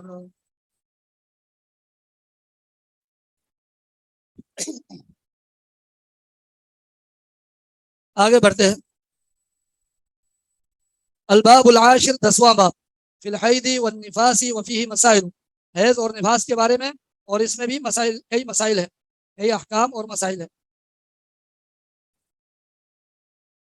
یہ جو سوال درس کے متعلق ہے ان کو ابھی پوچھ لیجئے، اور جو سوال درس کے متعلق نہ ہو اس کو بعد میں رکھ لیجئے، بعد میں پوچھ لیں. جی اور میرے نمبر پہ بھی وہ پوچھ سکتے ہیں. جو سوال درس کے ساتھ اس کا تعلق نہیں ہے وہ بعد میں پوچھ لیں. جی جو چمڑا دماغت سے صاف کر لیں گے، پھر اس کے گوشت کا کیا کریں؟ گوشت جو ہے اس گوشت کو پھینک دے، اس کے گوشت کو پھینک دے. گوشت تو استعمال نہیں کیا جا سکتا، نہ گوشت نہ ہڈی. جی اضطرار کی حالت میں، وہ تو مجبوری کی حالت میں چمڑا بھی کھا سکتا ہے، مجبوری کی حالت میں مردار گوشت بھی کھایا جا سکتا ہے، مجبوری کی حالت میں خنزیر وغیرہ کا بھی گوشت کھایا جا سکتا ہے. اس میں کوئی وہ نہیں ہے مجبوری کے حوالے سے. لیکن عام حالت میں یہ جو چمڑا ہے یہ اس کو شوربہ بنا کر اس کا پانی وغیرہ نہیں پیا جا سکتا. جی جب اس کو پاک کر دیا جائے تو اس پہ نماز پڑھ سکتا. ہاں یہ اچھا سوال ہے، کہہ رہے ہیں کہ مردار کے چمڑے پر نماز پڑھی جا سکتی ہے. جی ہاں جب اس کی دباغت ہو جائے تو اس کو جو ہے اس پہ نماز بھی پڑھی جا سکتی ہے. جب یہ پاک ہو گیا تو نماز وغیرہ بھی پڑھی جا سکتی ہے. جی اب ہم آگے آتے ہیں. یہاں پر بھی لکھا ہے کہ کلاس کے آخر میں. جی صحیح کہہ رہے ہیں، اچھا آپ نے مشورہ دیا. حیض اور نفاس کے بارے میں اس میں کئی مسائل. الحید، حیض لغوی معنی کیا ہے؟ السیلان، بہنا. سیلان کا معنی بہنا، اس کا معنی ہے بہنا یعنی لغت. اور شرعن اس کا کیا معنی ہے؟ دم طبیعت و جبلت، ایک طبعی خون. جبلہ بھی طبعی کو کہا جاتا ہے. طبعی خون یعنی فطرتی خون. یخرج جو نکلتا ہے من قعر رحمی، من قعر الرحمی، رحم کے یعنی رحم کے اندر سے وہ نکلتا ہے. فی اوقات معلومات، معلوم اوقات میں، معلوم ایام میں. حال صحت المرأة، جب عورت کی صحت جو ہے صحیح ہو اس حالت میں. جب یعنی حالت صحت جو جب اس کی صحت صحیح حالت میں ہو، یعنی اس سے مراد وہ حمل سے نہ ہو، یہ مراد ہے. من غیر سبب ولادت، ولادت کے سبب سے نہ ہو. ولادت کے سبب سے جو خون نکلتا ہے اس کو نفاس کہا جاتا ہے. اس کے لیے وہ تو آ جائے گا. جی والنفاس، اور نفاس دم، یہ ایک ایسا خون ہے یخرج جو نکلتا ہے من المرأة، عورت سے، عند الولادت، ولادت کے وقت. ولادت کے وقت نکلنے والے خون کو نفاس کہا جاتا ہے. جی تو یہ ہوا حیض کی تعریف اور نفاس کی تعریف. لیکن حیض کی تعریف میں تھوڑی سی اس میں کچھ کمیاں ہیں. یا فی اوقات معلومات من کل شہر، عموماً کہے تو زیادہ بہتر ہے، عمومی طور پر ہر مہینے میں. لیکن کبھی کبھار بعض عورتوں کی جو ہے طبیعت اس طرح کی بھی ہوتی ہے کہ 3-4 مہینے کے بعد اس طرح کا خون نکلتا ہے. جی لیکن عمومی تعریف میں یہ آ جاتا ہے. اور اس کو اسی لیے کہتے ہیں دم شہریوں بھی کہا جاتا ہے، یعنی جو ہماری زبان میں اس کا ترجمہ کیا جاتا ہے ماہواری خون، یہ دم شہریوں بھی کہا جاتا ہے. المسئلۃ الاولی، پہلا مسئلہ، بدایت وقت الحید و نہایتہ، حیض کے وقت کی ابتدا اور اس کی انتہا، کب شروع ہو جاتی ہے اور کب ختم ہوتی ہے، یا کب شروع ہوتا ہے یا کب ختم ہوتا ہے. لا حید قبل تمام 9 سنین، کوئی حیض نہیں ہے 9 سال مکمل ہونے سے پہلے. اگر کسی بچی کو 8 سال میں یا 7 سال میں اگر کوئی خون آ جائے تو وہ حیض میں شامل نہیں ہوگا. لأنه لم يثبت، کیونکہ بے شک وہ ثابت نہیں ہے. فی الوجود، یعنی وجود میں جو ہے اس کے موجود ہونے کے بارے میں کوئی ثابت نہیں. لمرات، کسی بھی عورت کے لیے، حیض کوئی حیض قبل ذالک، اس سے پہلے 9 سال سے پہلے. وقد رویا، اور تحقیق روایت بیان کی گئی، عن عائشہ رضی اللہ عنہ، سیدتنا عائشہ صدیقہ ام المؤمنین رضی اللہ تعالیٰ عنہ سے روایت ہے، انہا قالت، انہوں نے کہا، بے شک انہوں نے کہا، اذا بلغت الجاریۃ، جب بچی پہنچ جائے، بالغ ہو جائے، 9 سنین، 9 سال کے، جب بچی 9 سال کی عمر کو پہنچ جائے، فہی امرات، تو وہ عورت ہے، یعنی وہ بالغ ہو گئی. یہ کہہ رہی ہے، یہ عائشہ رضی اللہ تعالیٰ عنہ کا قول ہے.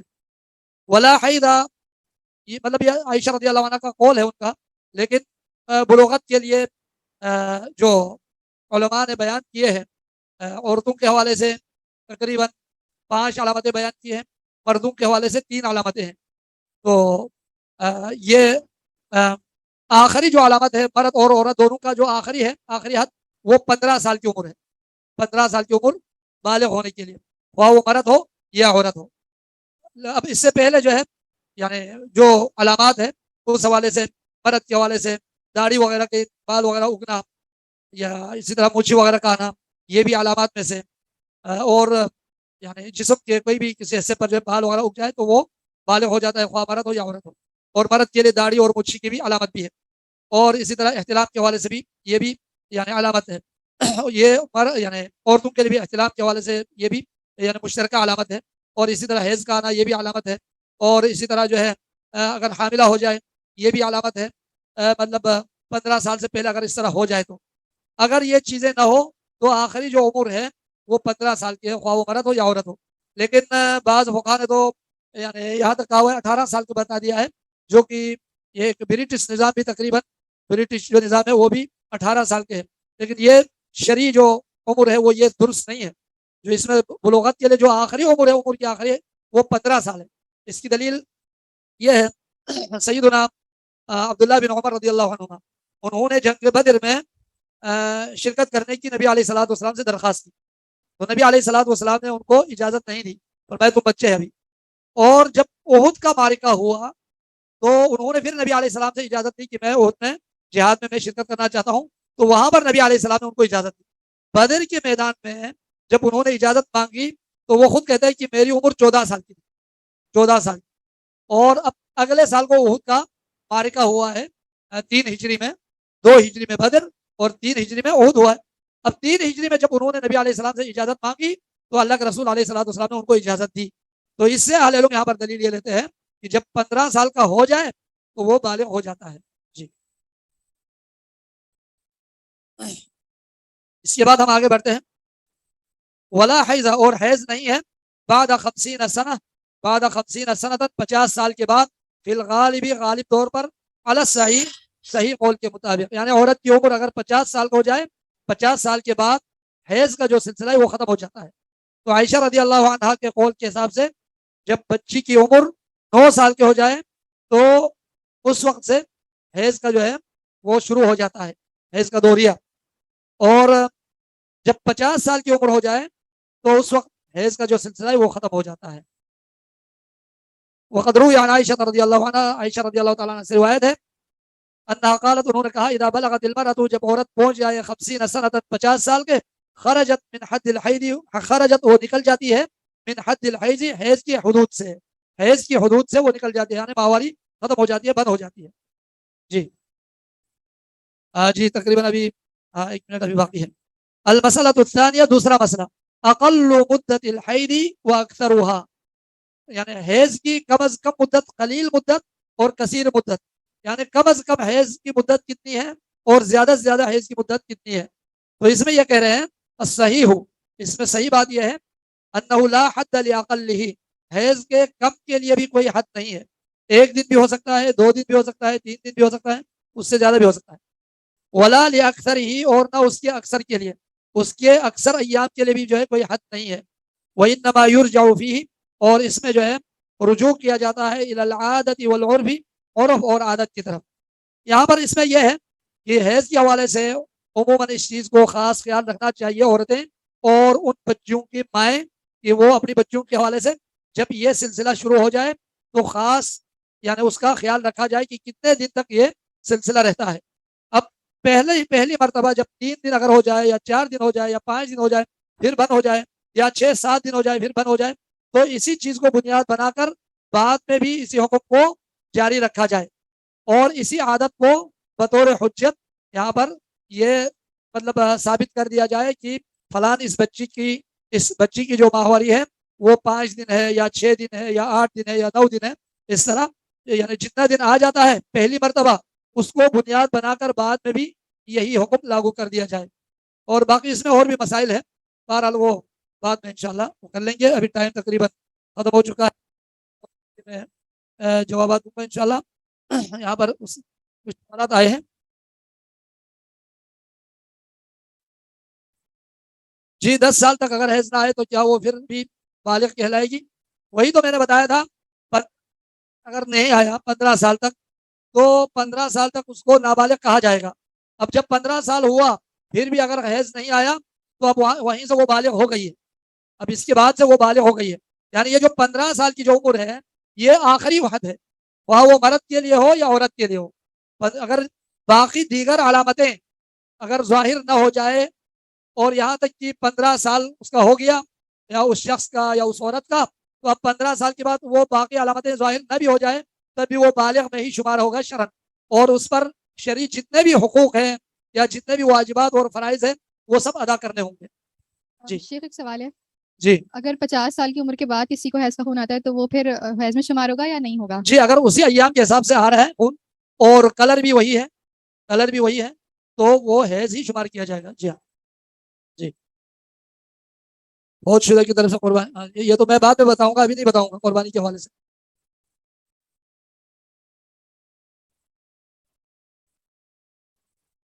कुछ लोग बहते खून को बीमारी ठीक करने के लिए झील पर लगाते हैं, क्या जायज है? समझ में नहीं आया, किस झील पर लगाते? अपने चमड़े पे। कुछ लोग बहते खून को बीमारी ठीक करने के लिए झील पर, अपनी झील पर हराम लगाते हैं। सवाल मैंने समझा नहीं। जी पानी होती है ना, तो अच्छा लोग वहाँ पे खड़े हो जाते हैं और खून लगा रहे होते हैं। अच्छा उससे अच्छा, कितने हाँ हो जी रहे जी होते हैं? समझ जज़ाकल्लाह खैर। अच्छा, वो जो बहता खून है, बहता खून अपने चमड़े पे लगा लेते हैं या ये जायज नहीं है। अगर किसी भी जगह पर लगाए तो वो जगह नजिस हो जाता है, नापाक होता है और उसको धोना होगा। धोना। जी हाँ, इसमें अभी तिब्बी हवाले से भी बहुत सारे मसाइल मौजूद हैं। ये कुछ लोग फालिज के लिए कबूतर का खून भी लगाते हैं, जिनको फालिज हो जाता है ना तो वो कहते हैं कि कबूतर का खून लगाएं। अच्छा, कबूतर का खून भी, जी वो ये तो मैंने भी सुना है कि उसको अगर अल्लाह बचाए किसी को फालिज हो जाए या लकवा वगैरह हो जाए तो उसको कबूतर के खून लगाते हैं। तो कबूतर का अगर बहता हुआ खून है तो फिर वो ठीक नहीं है, लेकिन उसको लगाने के बाद उसको उस पर फर्ज है कि अब वो जगह नापाक हुआ है तो उसको फिर पानी से धोना पड़ेगा, उसको पानी से तहारत जरूर कर ले, पानी से उसको धो लीजिएगा। जी जी, आपका सवाल कौन सा है? कह रहे कि मेरा सवाल जरूरी है, जवाब दीजिए। जी जब हैज खत्म होने वाला होता है तो आखिरी दिनों में थोड़ा, जी जी, अगर आखिरी दिनों में कुछ खतरा आ रहा होता है तो उस खतरे को देखा जाए। अगर उस खतरे का कलर उसी तरह का है, और बाज़ फुक़हा ने इसमें यह भी कहा है कि उसकी अगर बदबू भी वही बदबू है और कलर भी वही कलर है तो ऐसी सूरत में उसको हैज में ही शुमार करे और नमाज न पढ़े, इंतजार करे। लेकिन अगर उस कलर में अगर फर्क है, यहाँ पर आपने कहा कि जरत सा है, तो अगर जरत सा है तो फिर वो इस्तिहाजे का खून होगा, हैज का खून नहीं होगा। तो ऐसी सूरत में वो नमाज पढ़े, जब दिन मुकम्मल हो चुका हो, पूरा हो चुका हो, तो वो नमाज पढ़ ले। शेख कुछ खवातीन को 50 साल की उम्र के बाद मतलब हैज तो बंद हो जाता है, लेकिन कुछ साल बाद उन्हें फिर वापस वैसे ही खून आता है, तो फिर वो भी हैज में ही शुमार होगा या नहीं? जी, उसमें यह है अल-हुक्म यदूरु मअल इल्लति वजूदन व अदमा, हुक्म इल्लत के साथ साथ घूमता है। जहाँ इल्लत आ जाती है वहाँ पर हुक्म आ जाता है, जहाँ इल्लत नहीं आती वहाँ पर हुक्म भी नहीं आता। मतलब इस कायदा, उसूली कायदा यह है कि अगर बिल्कुल आपका सवाल दुरुस्त है और मुझसे कई औरतों ने पूछा भी इस हवाले से, तो कई साल के बाद फिर वो दोबारा वापस आ जाता है। अब वो क्या हैज में शुमार होगा या नहीं होगा? अगर कलर भी वही है और उसकी बदबू भी वही है तो ऐसी सूरत में वो हैज ही है और वो नमाज तर्क कर दे और उन्हीं अय्याम में आ रहा हो। लेकिन इसमें एक और बड़ा प्रॉब्लम आजकल ये आ रहा है कि हमारी खुराक की वजह से, ग़िज़ा की वजह से भी और बाज़ दवाइयों की वजह से इनके अय्याम में भी आगे पीछे हो जाता है, जो एक पेचीदा मसला बन जाता है फिर बाद में। तो इस सूरत में भी वो देख ले कि अगर कलर वही है और उसकी जो है बदबू भी वही है तो उसको इसी चीज़ को शुमार करके उसको हैज़ ही शुमार किया जाए, और अगर इन्हीं अय्याम से बाहर भी आ रहा हो तब भी उसको हैज़ ही शुमार किया जाए। और कभी ऐसा भी होता है कि इन्हीं अय्याम में बिल्कुल आता ही नहीं है, अब वो क्या करे? तो उस सूरत में उसको वो नमाज पढ़ती रहे, जब तक वो खून ना आए तब तक वो नमाज पढ़ती रहे। और कभी ये भी होता है कि बीच में आज मसलन एक औरत के जो है 6 दिन उसका अय्याम है, शुरू 2 दिन आया, 2-3 दिन के बाद फिर आ गया, अब ये जो भी है अब वो क्या करे? इसमें मैंने کئی علماء سے اس حوالے سے میں نے خود ذاتی طور پر تحقیق بھی کی ہے. بعض علماء کا جو ہے رائے کچھ اور ہے, بعض کا کچھ اور ہے, لیکن جہاں تک میں اپنے موقف میں پہنچا ہوں اس میں یہ ہے کہ اگر بیچ میں 1-2 دن نہ آئے پھر آ جائے انہی ایام کے بیچ میں 1-2 دن آیا, پھر 2 دن نہیں آیا, پھر اس کے بعد آیا, تو جن ایام میں نہیں آیا ہو تو ان ایام میں وہ عورت غسل کر کے نماز پڑھ لے, کیونکہ جب خون نظر نہیں آیا پورے 1 دن تک گزر گیا اور پھر بھی نہیں آیا تو اب اس صورت میں وہ غسل کر کے پھر نماز پڑھ لے. ہاں البتہ اس پہ 1 دن سے پہلے ہی آ گیا تو پھر اس کو یعنی دن میں یا 24 گھنٹے میں 1 مرتبہ ضرور آنا چاہیے. جی ٹوٹ کر جو ہے مطلب وہ آ رہی ہے. واللہ اعلم. وباللہ توفیق.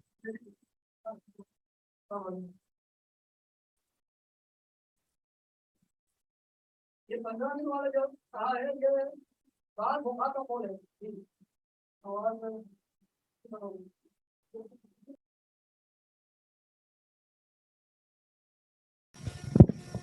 یہ آن سائٹ کا ایک سوال تھا کہ گڈ لک جیسے فریزز استعمال کرنا, تو میں ان کو یہ کہہ رہا تھا کہ یہ جس قوم کے کلمات ہیں, ایک زبان جس قوم کی ہے, اور پھر مطلب ویسے ایک زبان جو ہے وہ قوم کے عقائد کی کہیں نہ کہیں عکاسی کرتی ہے, اس کو ریپرزینٹ کرتی ہے.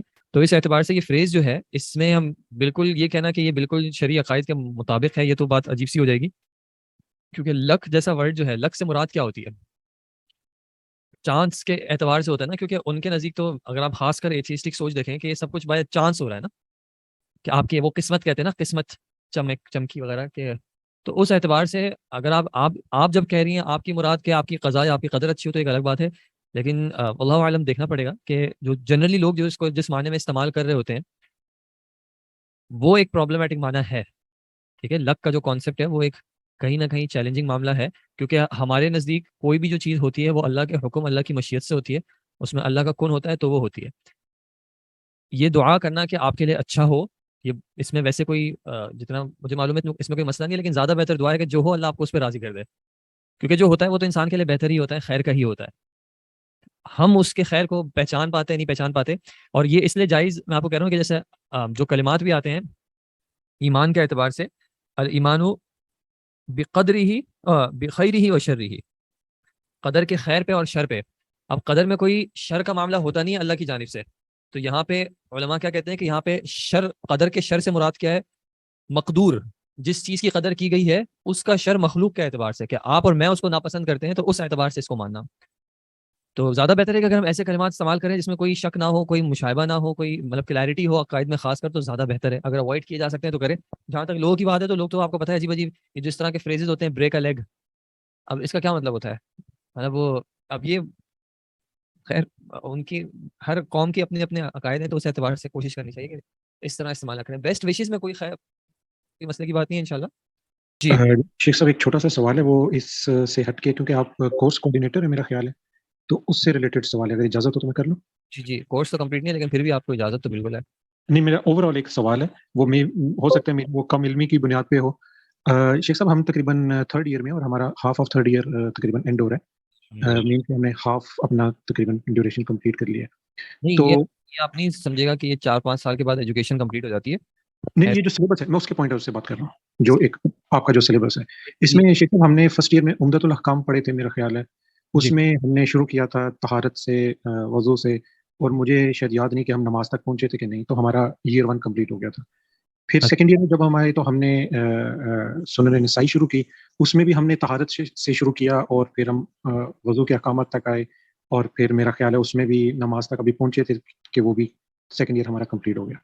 اب 3rd ایئر میں ہم نے فقہ شروع کیا, تو یہ بھی ہم نے طہارت سے شروع کیا ہے, اور ابھی اس کے بعد میرا خیال ہے اس کے بعد وضو کے احکامات اور نماز کے آئیں گے, تو میرا خیال ہمارا 3rd ایئر بھی ختم ہو جائے گا.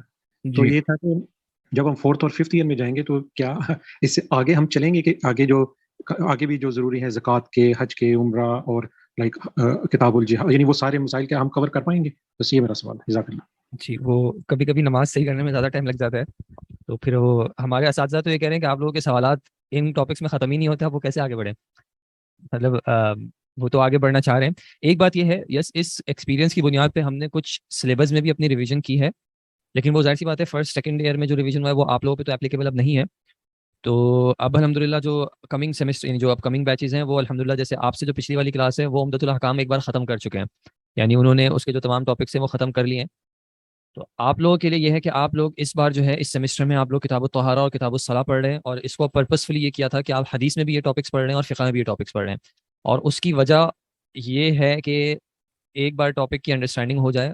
اس میں ایک خدشہ جو تھا اور کبھی کبھی آ جاتا ہے، اور وہ یہ ہوتا ہے، اور یہ صرف یہاں پہ نہیں ہے، یہ اکثر جگہوں پہ ہو جاتا ہے کہ اسٹوڈنٹس جو ہیں وہ پھر ایک ہی سوال جو ہے وہ مختلف اساتذہ سے کرتے ہیں وہ سارے فلیورز چکھنے کے لیے.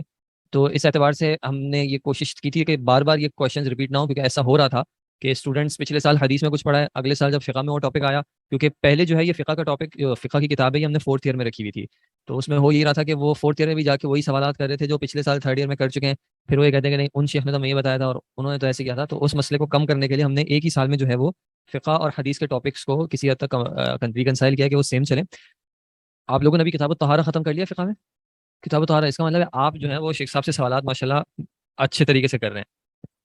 جی آن لائن بہت سارے سوالات آتے ہیں، آن کیمپس بھی کبھی کبھی سوالات آ جاتے ہوں گے. تو جب آپ سوالات خاص کر اگر ٹاپک تو سیم ہوگا طہارت ہی ہوگا، لیکن وہ پھر اگر سوال زیادہ ہوں گے پھر ظاہر سی بات ہے آپ صرف آپ کا نہیں ماشاءاللہ، اور یہ اچھی بات ہے کہ کچھ اسٹوڈنٹس کا مزاج ہوتا ہے کہ وہ سوال کی کلیئرٹی کے لیے پھر اپنا انپٹ بھی دیتے ہیں، اپنا فیڈ بیک بھی دیتے ہیں. تو اس اعتبار سے وہ بات تھوڑی سی لمبی ہوتی ہے، تو وہ ظاہر سی بات ہے کہیں نہ کہیں ٹائم ایک ریسٹرکٹیڈ ہے، لمیٹیڈ ہے. ارادہ اور کوشش ہماری پوری یہ ہے کہ آپ سارے ٹاپک سے کم از کم تھوڑا تھوڑا گزر چکے ہوں. سارے ٹاپک سے کتب احادیث کے جو ٹاپکس ہوتے ہیں کم از کم ان پہ جو فقہی ابواب ہیں ان میں سے آپ سب سے گزر چکے ہوں بائی دا اینڈ آف.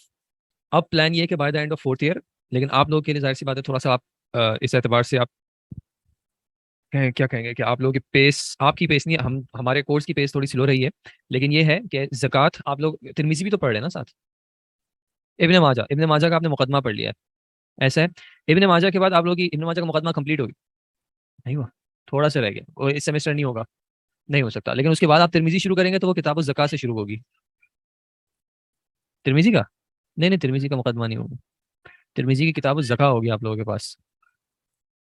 کتاب 3rd ایئر حدیث سنن ترمذی جو شروع ہوگی آپ لوگوں کی. آپ لوگوں کے پاس ہے نا سنن ترمذی؟ آپ لوگوں کو ملی ابھی؟ اچھا، آپ لوگوں کے پاس پہلی جو اس میں کتاب ہے وہ ابواب الزکوٰۃ ہے، ٹھیک ہے. تو ترمذی میں آپ کے پاس زکوٰۃ انشاءاللہ اس کا مطلب اسی سال میں شروع ہو چکی ہوگی، اور پھر اگلے سال جو ہے یعنی ابواب الصوم بھی اسی میں ہے ترمذی میں. تو اس اعتبار سے امید ہے. اور 4th ایئر میں ظاہر سی بات ہے پھر یہ طہارہ اور صلاح کے ٹاپکس نہیں ہوں گے. پھر آپ کے پاس نکاح، طلاق، معاملات اور ہوپ فلی حج کا بھی جو معاملہ ہے وہ 4th ایئر میں آئے گا. اور 4th ایئر میں پھر آپ کے پاس 2 کتابیں سائملٹینیسلی چلیں گی، سنن ابی داؤد اور صحیح مسلم. تو 4th ایئر میں سنن ابی داؤد میں نکاح، طلاق یہ والے ٹاپکس چلیں گے، اور صحیح مسلم میں جو ہے وہ پھر امارہ ہو گیا، قدر کے ٹاپک ہو گیا، قضاء کا ہو گیا، فتن ہو گیا، اس طرح ہوگا. اور پھر 5-6 سال میں انشاءاللہ صحیح بخاری میں سے وہ ٹاپکس ہوں گے. اور صحیح بخاری کا سلیبس ہم نے ٹاپک وائز فائنل نہیں کیا ہے، وہ ہم نے پھر استاد اور اسٹوڈنٹ پہ اس طرح چھوڑا ہے کہ استاد کا کام ہے کہ کتاب کا منہج پڑھانا، اور اسٹوڈنٹ نے جو ہے وہ کسی حد تک استاد کو یہ کمیونیکیٹ کرنا ہے اور ان سے ڈسکس کرنا ہے کہ کیا ٹاپکس ان کے رہتے ہیں.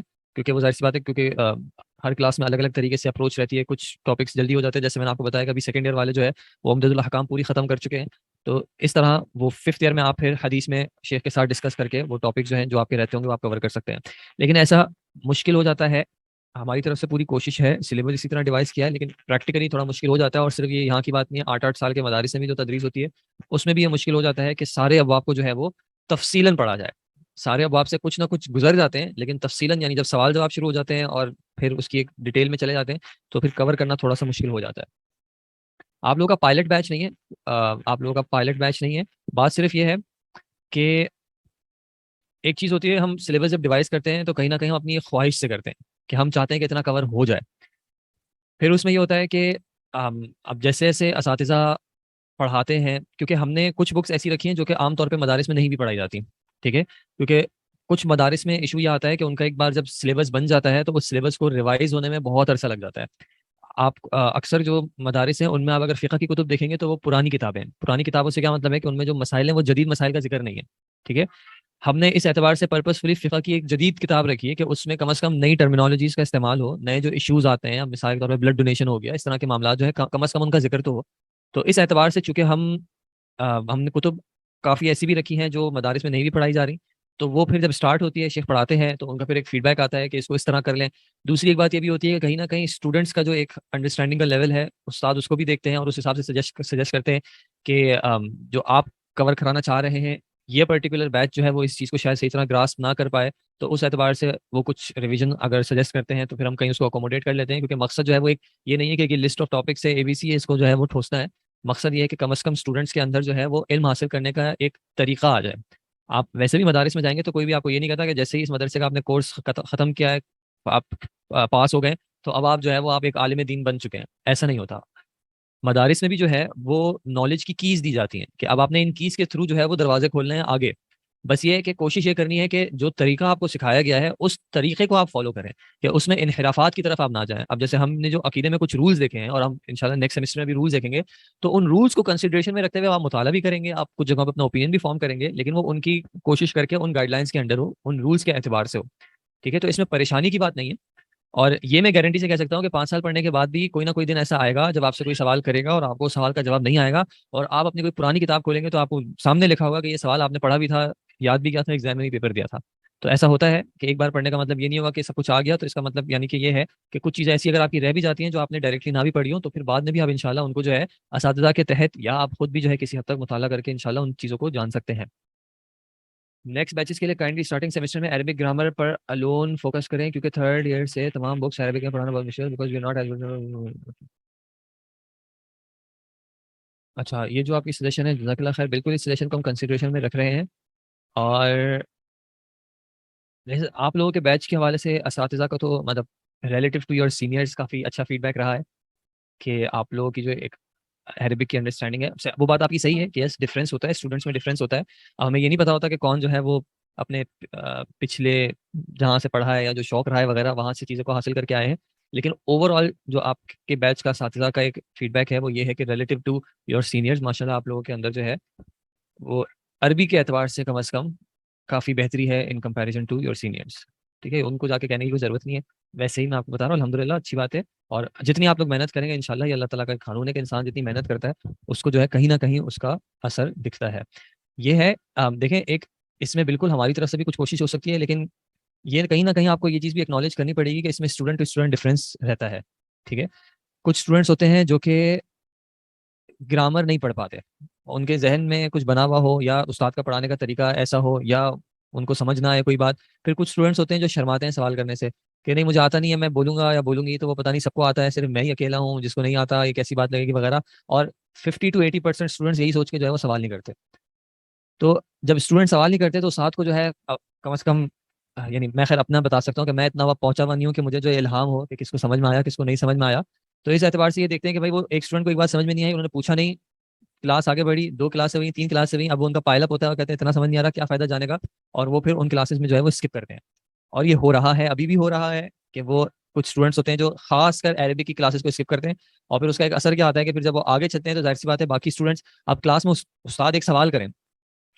میں اپنی کلاسز کا اگر بتاؤں تو میری اپنی کلاس میں ایسا ہوتا ہے کہ میں نام لے کے اسٹوڈنٹ کا کہتا ہوں کہ آپ نے جواب دینا ہے, اور ہر جگہ سے آنسر آ جاتا ہے لیکن اس پرسن سے نہیں آتا. اب جب ہر جگہ سے آنسر آ گیا, میں کتنی بار بھی کہہ دوں کہ آپ کنٹرول کر لیں نہ جواب دیں, اس لیے میں نام لے کے ان کو پکار رہا ہوں. لیکن یہ ہو جاتا ہے کہ اب وہ کتنا انتظار کریں, ان کا بھی جو ہے ایک جواب آ جاتا ہے. اب وہ جب باقی 3-4 جگہوں سے آواز آ رہی ہے اور اس پرسن سے آواز نہیں آ رہی, تو اب کیا کیا جائے, اس کا کیا حل ہے؟ اب اس کے خیر مختلف حل ہو سکتے ہیں, لیکن کہیں نہ کہیں اسٹوڈنٹس کو بھی جو ہے وہ اپنے اعتبار سے اس بارے میں محنت زیادہ کرنی پڑے گی. اسپوکن عربک کے حوالے سے ایشو یہ ہے, جہاں تک اسپوکن کی بات ہے, چیلنج صرف یہ ہے کہ ہمارے پاس باقی سلیبس اتنا ہے کہ اگر اس میں بھی ٹائم دیں, اور اس میں ایک سمپل سی بات ہے کہ خواتین کے اعتبار سے ایک چیلنج آ جاتا ہے اساتذہ کو, جو بالکل بلنٹ سی بات ہے کہ ان سے انٹریکٹ کرنا میل ٹیچرس کا جو ہے وہ ایک چیلنج ہے, اور اسپیشلی آن لائن پھر ایک اور چیلنج ہو جاتا ہے. جب اسٹوڈنٹس کا نمبر بڑھ جاتا ہے تو وہ پھر ایک بہت چیلنجنگ چیز ہو جاتی ہے. تو ٹل ہم اس چیلنج کو کسی طرح فیس کر پائیں, فی الحال ہم اس ایشو کو اتنا ایڈریس نہیں کر رہے, اس لیے ہم اسپیکنگ سے زیادہ جو ہے وہ ریڈنگ اور کمپریہینشن انڈرسٹینڈنگ پہ جو ہے وہ فوکس کر رہے ہیں, کیونکہ پریکٹیکلی کم از کم پاکستان میں رہتے ہوئے اسپوکن سے زیادہ جو ہے وہ یوز جو ہے, یوز ان دا سینس کہ جو زیادہ بینیفیشیل ہے, اگر ریلیٹیولی بات کر رہا ہوں, اسپوکن کا بھی فائدہ ہے, اس میں کوئی شک نہیں ہے, لیکن ریلیٹیولی اگر 3 میں سے ایک آپشن چوز کرنا ہو تو ظاہر سی بات ہے پہلے فہم اور قرات آئے گا ان کمپیریزن ٹو اسپوکن. نئے بیچز کو بھی عربک دروس اللغات سے پڑھائی جاتی ہے اور عربک گرامر سے پڑھائی جاتی ہے, بس تھوڑا سا چینج یہ ہے کہ ہم نے ان کے نمبر آف پیریڈس تھوڑے سے بڑھائے ہیں. ٹھیک ہے, نمبر آف پیریڈس تھوڑے سے بڑھا دیے تاکہ ان کو ٹائم زیادہ ملے, اور اساتذہ کو بھی تھوڑا سا ہم نے ان سے ریکویسٹ کی ہے کہ کلاس میں ریڈنگ پہ تھوڑا فوکس زیادہ کرائیں. کہ جتنا آپ لوگ ریڈ کریں گے اتنی آپ کی زبانوں پہ جو ہے وہ ورڈز چڑھیں گے، جتنا آپ کی زبانوں پہ ورڈز چڑھیں گے آپ کی اس اعتبار سے پروسیسنگ فاسٹ ہوگی، جتنی آپ کی پروسیسنگ فاسٹ ہوگی آپ کے لیے ریڈنگ اور کمپریہنشن اس کو سمجھنا جو ہے وہ آسان ہو جائے گا۔ اس میں کوئی سمپل سی بات ہے کہ زبان سیکھنا جو ہے ویسے تو ہر چیز اللہ تعالیٰ کی طرف سے ہوتی ہے، لیکن زبان میں کوئی ایسی بات نہیں ہے کہ ہم کہہ سکیں کہ یہ صرف انٹیلیجنٹ لوگوں کا کام ہے، ایسا نہیں ہوتا، کیونکہ آپ اپنے آپ کو جتنا بھی سمجھدار یا اچھے الفاظوں میں کن ذہن سمجھیں، لیکن آپ کوئی نہ کوئی زبان تو بولتے ہیں نا، آپ اردو بولتے ہیں، آپ انگلش بولتے ہیں، جب آپ اردو اور انگلش سیکھ سکتے ہیں تو عربی کوئی اس اعتبار سے کوئی بہت زیادہ، آپ عرب ممالک میں چلے جائیں وہاں پہ جو لوگ سڑکوں پہ ہوتے ہیں یعنی جو جن کے گھر بھی نہیں ہوتے وہ بھی یہ زبان بول رہے ہوتے ہیں، تو اس اعتبار سے عربی زبان اگر آپ اونلی ایز اے لینگویج بھی دیکھیں تو کیپیسٹی تو ہر کسی کے اندر ہوتی ہے الحمدللہ کہ وہ زبان کے طور پہ اس کو سیکھ سکیں، بس آپ مطلب کچھ اسٹوڈنٹس کے اندر یہ ہوتا ہے کہ وہ کہتے ہیں نہیں بہت مشکل ہے بہت مشکل ہے، جب آپ نے شروع سے کہہ دیا اپنے آپ کو کہ بہت مشکل ہے تو سمپل سی بات ہے کہ وہ اور مشکل ہی بنے گی، تو اس اعتبار سے ہماری طرف سے کوشش ہے کہ وہ نمبر آف پیریڈز ان کے بڑھا کے جتنی ریڈنگ ہو سکے اور اس اعتبار سے ہم فوکس کر سکیں، تو وہ کر رہے ہیں انشاءاللہ۔ فرسٹ ایئر میں آپ لوگوں کے کتنے پیریڈز ہوتے تھے؟ 3 ہوتے تھے، فورتھ ایئر میں آپ لوگوں کے 4 ہو گئے تھے، ہاں آپ لوگوں سے پہلے جو تھے ان کے فرسٹ ایئر میں 2 پیریڈز ہوتے تھے اور سیکنڈ ایئر میں بھی شاید 2 ہوتے تھے، 2 ہوتے تھے یا 3، آپ لوگوں نے جو ہے پھر سیکنڈ ایئر میں آ کے زیادہ پیریڈز کور کیے تھے عربی کے۔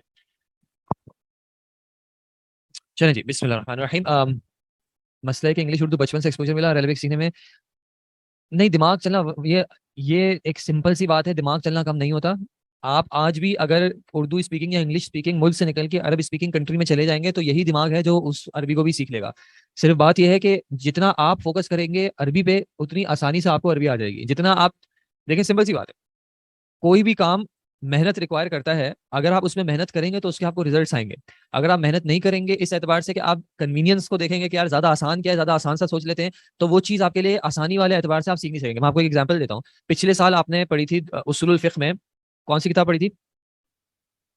الاصول من علم الاصول، وہ آپ کے پاس عربی میں بھی تھی اور آپ کے پاس اردو میں بھی تھی، جن اسٹوڈنٹس نے پریفر کیا کہ ہم اردو میں پڑھ لیں ان میں، اور جنہوں نے عربی میں پڑھا تھا ان میں آپ کو بہت فرق دکھے گا، جب آپ کے پاس ایک کنوینئنس تھی اردو کی اور آپ نے اس کنوینئنس کو چوز کیا تو اس کا اثر آپ کے اپنی ذات پہ کہیں نہ کہیں آئے گا، آپ اپنے آپ کو عربی کلمات سے گھیریں، آپ اپنی سوچ کو کسی بھی لینگویج کو اڈاپٹ کرنے کے لیے آپ کو کوشش کرنی ہوتی ہے کہ مجھے ہمارے ایک ٹیچر نے، مجھے ابھی تک یاد ہے، انہوں نے ہمیں ایک کرائٹیریا بتایا تھا کہ آپ کو اگر کسی بھی زبان پہ عبور چاہیے تو آپ ایک کام کرو، اور کس طرح آپ کو پتا چلے گا کہ آپ کو واقعتاً اس زبان پہ عبور آ گیا ہے، انہوں نے کہا تھا آپ سوچنا جو ہے اس زبان میں شروع کر دیں، ٹھیک ہے، آپ جب بھی بیٹھے ہوئے ہیں آپ جان بوجھ کے آپ اس زبان میں سوچیں، اگر کوئی سوچ آ بھی رہی ہے تو آپ کوشش کریں کہ میں اس سوچ کو اس زبان میں کیسے تعبیر کروں گا، اور کرائٹیریا کیا ہوگا کہ جب آپ کو خواب اس زبان میں آنے لگے نا تو اس کا مطلب ہے کہ آپ نے اس زبان کو صحیح طریقے سے حاصل کر لیا ہے، تو اگر آپ کو یہ محسوس ہوتا ہے کہ آپ عربی کی طرف پلٹنے کو پریفر کرتے ہیں، آپ ڈکشنری عربی ٹو انگلش یا عربی ٹو اردو کھولنے کے بجائے آپ عربی ٹو عربی انگلش کھول کے عربی ٹو عربی ڈکشنری کھول کے اس کو سمجھنے کی کوشش کرتے ہیں، تو پھر آپ کے لیے وہ جو نتائج ہوں گے وہ ڈفرینٹ ہوں گے اگر آپ اردو یا انگلش کی طرف بار بار جو ہے وہ رجوع کرتے ہیں۔ آپ قرآن پڑھ رہے ہیں، آپ بار بار ترجمہ، آپ ترجمے والا قرآن کھول کے پڑھتے ہیں تو ایک ڈفرینس آئے گا اس کی بنسبت کہ اگر آپ عربی کی ہی کوئی چھوٹی جو تفسیر ہوتی ہے، آپ کو عربی کوئی چھوٹی تفسیر پتہ ہے؟ چھوٹی چھوٹی مطلب سہل اور ریلیٹیولی لانگ نہ ہو عربی کی، آپ قرآن کیسے پڑھتے ہیں؟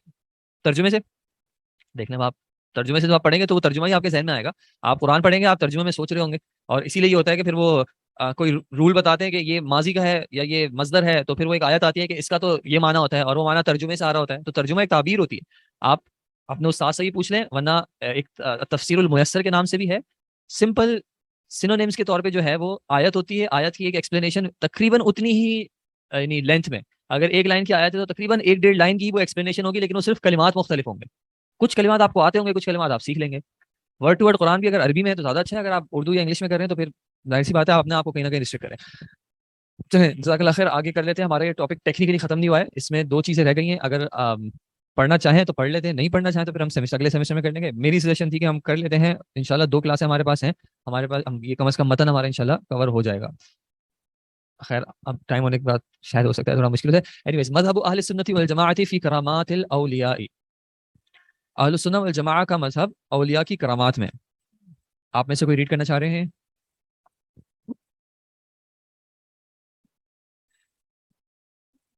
دیکھیں میں آپ کو ایک ایگزامپل دے رہا ہوں، یہی کتاب، ٹھیک ہے، مجھے پتا ہے کہ میں نے اس کتاب کے پڑھنے میں تھوڑی سی آپ لوگوں سے جلدی کرائی ہے، کہ میں نے آپ کو متن پہ فوکس کرایا ہے اور میں نے آیات کی اور پوائنٹس کی بہت زیادہ شرح نہیں کی ہے، ٹھیک ہے، کیونکہ جب میں شرح کروں گا یا ہم ایکسپلینیشن میں جائیں گے تو وہ ظاہر سی بات ہے اردو میں ہوگی کسی حد تک، اور آپ کسی بھی ٹاپک کو آپ لے لیں گے، یعنی میں آپ کو اس طرح بتا دوں کہ اگر شروع سے ہم شرح پہ چلتے ہیں نا، ایسا ممکن نہیں ہوتا کہ متن بھی ختم ہو، پچھلے آپ پاس میں اسٹوڈنٹ سے پوچھ لیں کہ اساتذہ نے جب پڑھایا اور شرح سے پڑھایا تو وہ ہارڈلی ہاف آف دا بک تک پہنچے، ہارڈلی ہاف آف دا بک تک، وہ کمپلیٹ کرنا تو دور کی بات ہے.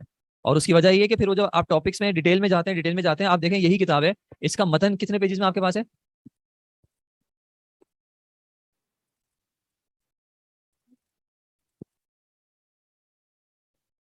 134 پیجز میں آپ کے پاس اس کا متن ہے، اور وہ بھی اس اعتبار سے کہ انہوں نے بہت کیا بولتے ہیں کھلے دل سے جو ہے وہ خالی پیجز چھوڑے ہیں کہ نئے ٹاپک کے لیے انہوں نے الگ سے پیج کر دیا ہے.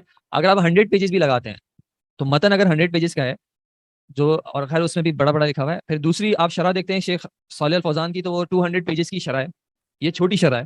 پھر شیخ صالح عثیمین کی شرح دیکھتے ہیں تو وہ 2 جلدوں پہ ہے، 400 پیجز کی. پھر اس طرح آپ کسی اور کی شرح دیکھیں گے وہ اور بھی ہیں. تو اسی ٹاپک کو اگر آپ ایکسٹینڈ کرنے پہ آئیں، شرح کرنے پہ آئیں، تو وہ بات تو بہت لمبی جا سکتی ہے. پرپز کم از کم متن سے ایک بار گو تھرو کرنے کا یہ کہ آپ اس عربی کی عبارت سے جو ہے وہ گزر چکے ہوں. ورنہ ٹاپک کی ایکسپلینیشن میں جائیں گے، ان کا موقف اس میں کریں گے انشاءاللہ، لیکن اس میں پھر آپ کی عربی عبارات پہ فوکس نہیں ہوگا. ٹھیک ہے جی. ریویژن جو ہے مشکل لگ رہا ہے، اگر آپ یہ والا ٹاپک نہیں پڑھنا چاہ رہے تو پھر ہم ریویژن کر لیں گے. اس میں اب یہ 2-3 چیزیں رہ گئی ہیں. ریویژن ویسے کوئی ایسی چیز ہے جس کی ریویژن کی ضرورت ہو؟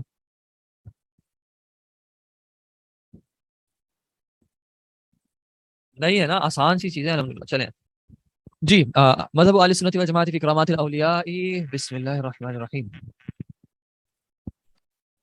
السلام علیکم ورحمۃ اللہ وبرکاتہ. سر وعلیکم السلام ورحمۃ اللہ. مذهب أهل السنة والجماعة في كرامة الأولياء، ومن أصول أهل السنة التصديق بكرامات الأولياء وما يجري الله على أيديهم من خوارق العادات في أنواع العلوم والمكاشفات وأنواع القدرة والتأثيرات والمأثور عن سالف الأمم في سورة الكهف وغيرها عن صدر هذا الأمة من الصحابة والتابعين والسائر فرق الأمة وهي موجودة وفيها إلى اليوم القيامة. اب آپ ایک کام کریں، فوراً اپنی آنکھیں بند کریں. جنہوں نے ریڈ کیا فوراً اپنی آنکھیں بند کریں اور کوشش کریں بتائیں کہ آپ نے جو پڑھا ہے اس میں کیا بات ہوئی ہے. فوراً آنکھیں بند کر کے کتاب کی طرف 1 سیکنڈ بھی نہیں دیکھنا ہے آپ. یہ اصول اہل سنت کے مطابق جو ہے وہ بتا رہے ہیں کہ ان کی کرامات اولیاء کی، اور وہ جو ان کے ہوتی ہے جو ان کے ہاتھ سے، جو کہ ان کے عادات کے اور ان کی اقسام جو کہ مکاشفات کے معنی میں پتہ نہیں، جو کہ صورت جو صدر. یہ آپ آنکھیں بند کر کے بتا رہی ہیں؟ اللہ اکبر. آپ کی آواز نہیں آ رہی ہے، معذرت.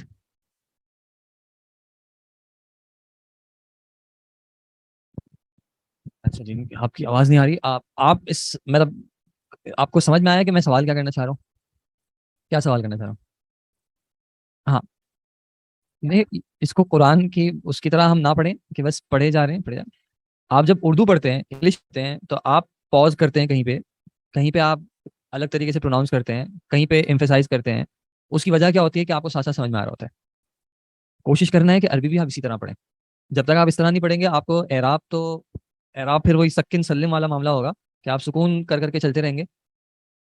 تو کوشش یہ کرنی ہے سلو پڑھ لیں، کوئی مسئلے کی بات نہیں ہے، لیکن کہاں رکنا چاہیے کہاں نہیں رکنا ہے یہ چیز آپ کو اسی وقت سمجھ میں آئے گی جب. اور آپ کا پاز بھی نیچرلی اس جگہ پہ آنا چاہیے جہاں پہ ایک سینٹینس کمپلیٹ ہو رہا ہے، ایک بات مکمل ہو رہی ہے. مثال کے طور پہ ومن اصول اہل السنت التصدیق بکرامات الاولیاء، یہاں تک ایک بات مکمل ہو رہی کہ اہل السنہ کے اصولوں میں سے کیا ایک اصل ہے التصدیق بکرامات الاولیاء، اولیاء کی کرامات پہ کیا کرنا؟ تصدیق کرنا ان کی کہ اولیاء کی کرامات ہوتی ہیں. وما یجری اللہ علی ایدیہم من خوارق العادات، جرا یجری کا مطلب ہوتا ہے چلنے کا، اجرا یجری جاری کرنا، اور جو اللہ جاری کر دے علی ایدیہم ان کے ہاتھوں پر، من خوارق العادات عادات سے ہٹ کر جو چیزیں ہوتی ہیں، خلاف کہہ لیں آپ، خلاف العادات. کچھ چیزیں ہوتی ہیں جو عادات کے مطابق ہوتی ہیں. مثال کے طور پہ آپ کسی چیز کو چھوڑتے ہیں، وہ کدھر جاتی ہے؟ نیچے کی طرف جاتی ہے. یہ عادتاً ایک ہی معاملہ ہے. اس میں خوارق العادہ کیا ہوگا کہ آپ ایک بھاری چیز کو ہاتھ سے چھوڑیں اور وہ نیچے جانے کے بجائے رائٹ کی طرف چلی جائے، تو یہ خارق العادہ ہو جائے گا. کس طرح کی عادات میں مخالفت ہو سکتی ہے؟ فی انواع العلوم، کبھی ایسا ہو سکتا ہے کہ اللہ تعالیٰ کسی کے لیے علم کی وہ چیزیں کھول دے جو کہ عادتاً دوسروں کو نہ پتا ہو. یا پھر مکاشفات ہی کیا ہو جائے؟ کشف، آپ نے سنا ہوگا کشف کا مطلب کیا ہوتا ہے؟ انکشاف کسے کہتے ہیں؟ میرے اوپر انکشاف ہوا ہے، اس معاملے کا انکشاف، وجدان. آپ ٹھیک ہے، کسی چیز کا واضح ہونا. کشف کا معنی ہوتا ہے واضح ہونا، کھلنا. تو مکاشفات کے اللہ تعالیٰ کچھ چیزوں کو کچھ لوگوں پر واضح کر دیتا ہے. وہ انواع القدرتی و تاثیراتی، اور قدرت پاور اور اثر کے اعتبار سے بھی اس کی بھی کچھ قسموں کے اعتبار سے کچھ خلاف العادات چیز ہوتی ہیں. تو اہل السنہ والجماعہ کا مسلک کیا ہے؟ اولیاء کی کرامت کا ماننا کہ اللہ تعالیٰ اپنے اولیاء کو کچھ کرامات عطا کر دیتا ہے، ان سے کچھ ایسی چیزیں ان کے اوپر جاری کر دیتا ہے جو کہ خلاف عادات ہوتی ہیں. کبھی وہ علم کے اعتبار سے ہوتی ہیں، کبھی وہ ان کے اوپر کچھ وضاحت کے اعتبار سے ہوتی ہیں، کبھی وہ کسی طرح کی قدرت کے اعتبار سے ہوتی ہیں، طاقت کے اعتبار سے ہوتی ہیں، اور کبھی وہ کسی طرح کے اثر کے اعتبار سے بھی ہو سکتی ہیں. اور اس میں کیا چیز آتی ہیں؟ والمأثور عن سالف الامم فی سورۃ الکہف وغیرہ، جو چیزیں معصور ہیں پچھلی امتوں میں سے بھی اور اس امت کی بھی، جیسے کہ قرآن میں اللہ تعالیٰ نے سورۃ الکہف میں ذکر کیا ہے اور دوسری بھی مواقع پہ ذکر کیا ہے. وعن صدر هذه الامه من الصحابه والتابعین، اور اس امت کا جو مین سینٹر جو رہا ہے صحابہ کا، اور پھر اس کے بعد خیر القرن قرنی ثم الذین یلونہم تابعین کا، وسائر فرق الامه وہی موجودۃ فیہا الی یوم القیامہ، اور وہ موجود ہے قیامت کے دن تک. جی، پچھلی امتوں میں سے کون سی کرامت اللہ تعالیٰ نے ہمیں بتائی ہے؟ غار میں سو گئے تھے، سورۃ الکہف میں جن کا ذکر ہے کہ وہ جوان جو غار میں سو گئے تھے. اس میں خلاف عادت کیا چیز ہے؟ انسان سوتا ہے، ایک دن سو جاتا ہے زیادہ سے زیادہ اگر بہت زیادہ نیند نہ ہوئی ہو تو، لیکن اس کے بعد انسان خود ہی اٹھ جاتا ہے. لیکن وہ ان کو اللہ تعالیٰ نے 300 سال سلا کے رکھا، ان کے جسم میں کوئی تبدیلی نہیں آئی، کوئی ان کو نیند نہیں آئی. خلاف العادت چیز ہے. اور کون سی چیز ہے؟ خضر علیہ السلام، خضر علیہ السلام کے معاملے میں کون سا والا معاملہ؟ وہ جو حضرت موسیٰ کے ساتھ جا رہے تھے. صحیح. خضر علیہ السلام کے معاملے میں صرف ایک تھوڑا سا ہے، یہ بھی کرامات میں ذکر ہو سکتا ہے، صرف ایک اختلاف ہے جس وجہ سے خضر علیہ السلام کا نام یہاں پہ جو ہے تھوڑا سا چیلنجنگ بات ہے کہ کچھ کا موقف ہے کہ خضر علیہ السلام جو وہ نبی تھے.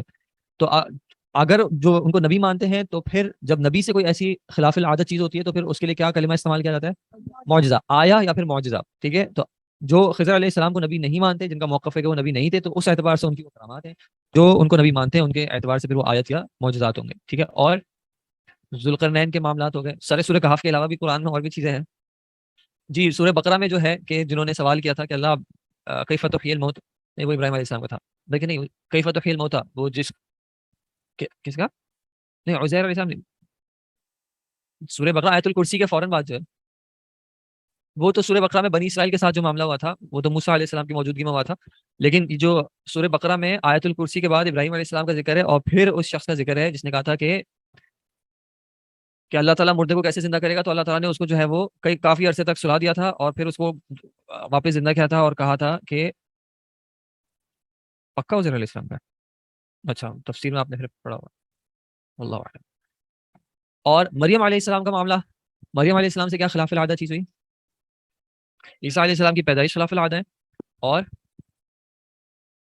ان کے حجرے میں کھانے کی چیزیں آ جانا خلاف العادت ہے. اور اللہ تعالیٰ نے ان کو کہا تھا کہ درخت کے تنے کو ہلاؤ اور کیا ہوگا؟ کھجور گرے گی. تو آپ کبھی کھجور کے تنے کو ہلا کے دیکھے گا کتنی کھجوریں ہلتی ہیں، تو آپ کو پتہ چلے گا کہ یہ خلاف العادت معاملات میں سے ہے. ٹھیک ہے. تو اس طرح. اور صحابہ میں کیا ہوا؟ اچھا، یہ انواع العلوم کہ اللہ تعالیٰ کچھ چیزوں کا بتا دیتا ہے، کچھ چیزوں کا علم دے دیتا ہے، تو یہ بھی امت میں رہا ہے، صحابہ میں بھی رہا ہے.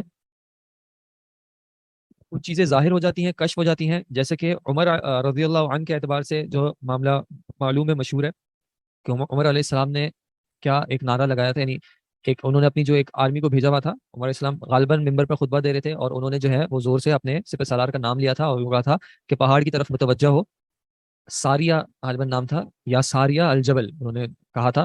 اور انہوں نے بتایا کہ اللہ تعالیٰ نے جو ہے مجھے دکھایا کہ ہماری جو آرمی تھی اس کو جو ہے دشمن اس کا گھراؤ کر رہا ہے. تو جو ان کے لیڈر کمانڈر تھے ان کو عمر رضی اللہ عنہ نے آواز دی کہ اس جانب متوجہ ہو، اور اللہ تعالیٰ نے اس آواز کو جو ہے وہ وہاں تک پہنچایا تھا. اور اسی طرح صحابہ کے مختلف واقعات رہے ہیں کہ جہاں پہ کم کھانا جو ہے وہ کافی تعداد کو پورا ہو گیا، اور اس طرح کے جو باقی معاملات بھی رہے ہیں. ٹھیک ہے.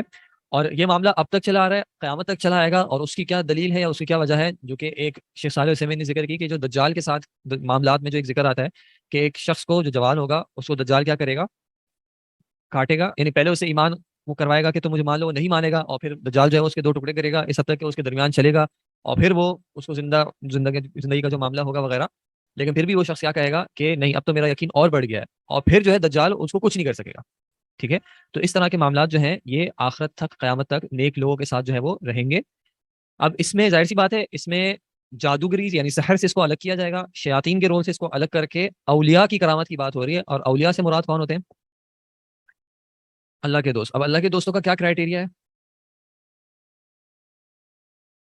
جی، الذین آمنوا وکانوا یتقون. آیت کیا ہے؟ الا ان اولیاء اللہ لا خوف علیہم ولا هم یحزنون، اور پھر ان اولیاء کی صفت کیا بیان کی؟ الذین آمنوا وکانوا یتقون، کہ جو ایمان لاتے ہیں اور تقوی اختیار کرتے ہیں۔ اس کے لیے یہ کوئی شریعت میں گریڈنگ نہیں ہے کہ پہلے ایک عام شخص ہوتا ہے، پھر وہ اس درجے تک پہنچتا ہے، پھر وہ کچھ خاص عبادات کرتا ہے تو اس درجے تک آتا ہے، پھر وہ ابدال اور اس طرح کے جو لیولز ہوتے ہیں، اس طرح کی کوئی بات مشروع نہیں ہے، شریعت سے نہیں ہے کہ انہی کے جو ہے پھر معاملات کو کرامات مانی جاتی ہے۔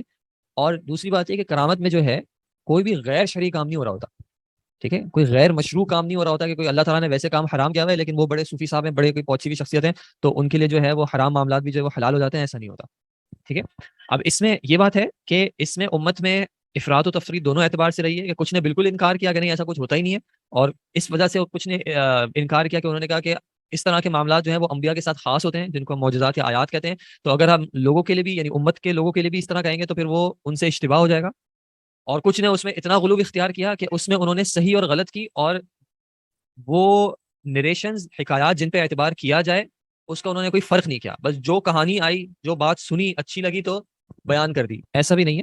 ان معاملات میں دیکھا جائے کہ جو بات ذکر کی جا رہی ہے وہ بات واقعتاً ثابت شدہ ہے بھی یا نہیں، ٹھیک ہے۔ جسٹ بیکاز ایک کہانی اچھی لگ رہی ہے، سننے میں اچھی لگ رہی ہے، لوگوں کو ایک آپ اصول الحدیث سے پڑھ رہے ہیں نا کہ وضع کے ریزن میں سے ایک ریزن کیا ہے؟ تقرب اللہ تو ہے، لیکن یہ ایک جو لوگوں کو قصے سنانا، لوگوں کو عجیب عجیب باتیں بتانا، ٹھیک ہے، اس سے کیا ہوتا ہے کہ لوگ کہتے ہیں ہاں یار اس کے پاس کوئی یعنی آپ کو ڈرامے اور موویز دیکھنے کی ضرورت نہیں ہے، آپ ان کے کہانی قصے سن لیں تو آپ کی وہ ضروریات پوری ہو جائیں گی۔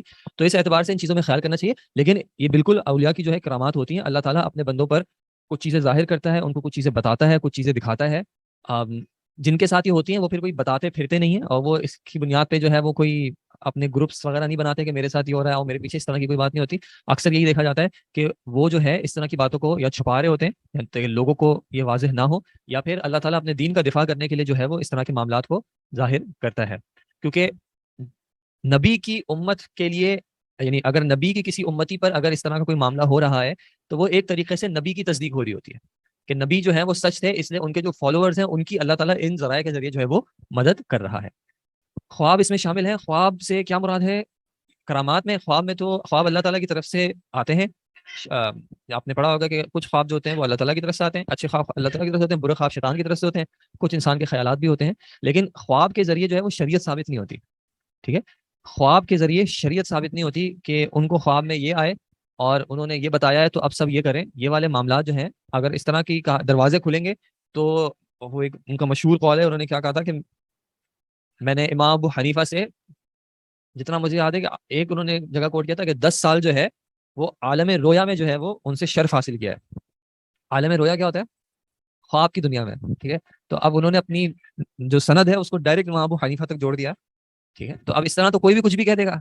بات یہ کہ خواب جو ہے وہ شریعت تبدیل نہیں کر سکتی، شریعت کے اعتبار سے کوئی گائیڈ لائنز نہیں آ سکتی، جو اچھی باتیں ہیں نیک باتیں ہیں اللہ تعالیٰ اپنے بندوں پہ اظہار کرتا ہے، خواب میں بھی اللہ تعالیٰ کچھ حقائق بتا دیتا ہے، دکھا دیتا ہے، تو اس میں کوئی پریشانی کی بات نہیں ہے، لیکن کوئی بھی اس میں غیر مشروع چیز نہیں ہوگی، اور غیر مشروع سے مراد کوئی بدعتی امر بھی نہیں ہوگا۔ بدعتی امر کا کیا مطلب ہوتا ہے کہ ایک ایسا کام اللہ کا تقرب حاصل کرنے کے لیے جو نبی صلی اللہ علیہ وسلم اپنی زندگی میں کر سکتے تھے، صحابہ بھی کر سکتے تھے، لیکن انہوں نے نہیں کیا۔ اگر انہوں نے نہیں کیا تو اس کا مطلب ہے کہ پھر اس طریقے سے اس وصف پہ اس کو کرنا یہ مشروع نہیں۔ آپ اکثر دیکھتے ہیں کہ وہ سیلاب آ گیا تو وہ ان بابا جی کو جو ہے وہ خواب آیا ہے کہ یہ والا ورد جو ہے وہ اتنے ہزار بار اگر یہ قوم کرے گی تو ان سے یہ عذاب جو ہٹ جائے گا۔ کیا نبی صلی اللہ علیہ وسلم کے زمانے میں کیا اس طرح کی لوگوں پر مشکلات نہیں آئی تھیں؟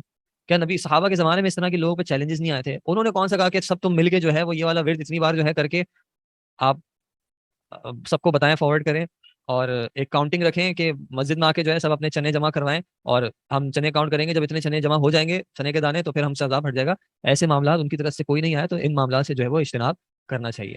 خواب آتے ہیں، بالکل ایسا ہوتا ہے، سچے خواب آنا صحیح بات ہے، سچ خواب آ بھی سکتے ہیں، سچے بھی ہو بھی سکتے ہیں، اور آپ کتاب التوحید میں آپ نے یہ حدیث پڑھی ہوگی یا نہیں ہوگی، ایک حدیث ہے، اب اس کی تفسیر میں نہیں جا سکتا، لیکن نبی صلی اللہ علیہ وسلم نے کچھ اس طرح کی بات کی تھی کہ خواب جو ہے وہ پرندے کے کس کی نہیں پڑھی، چلیں چھوڑیں،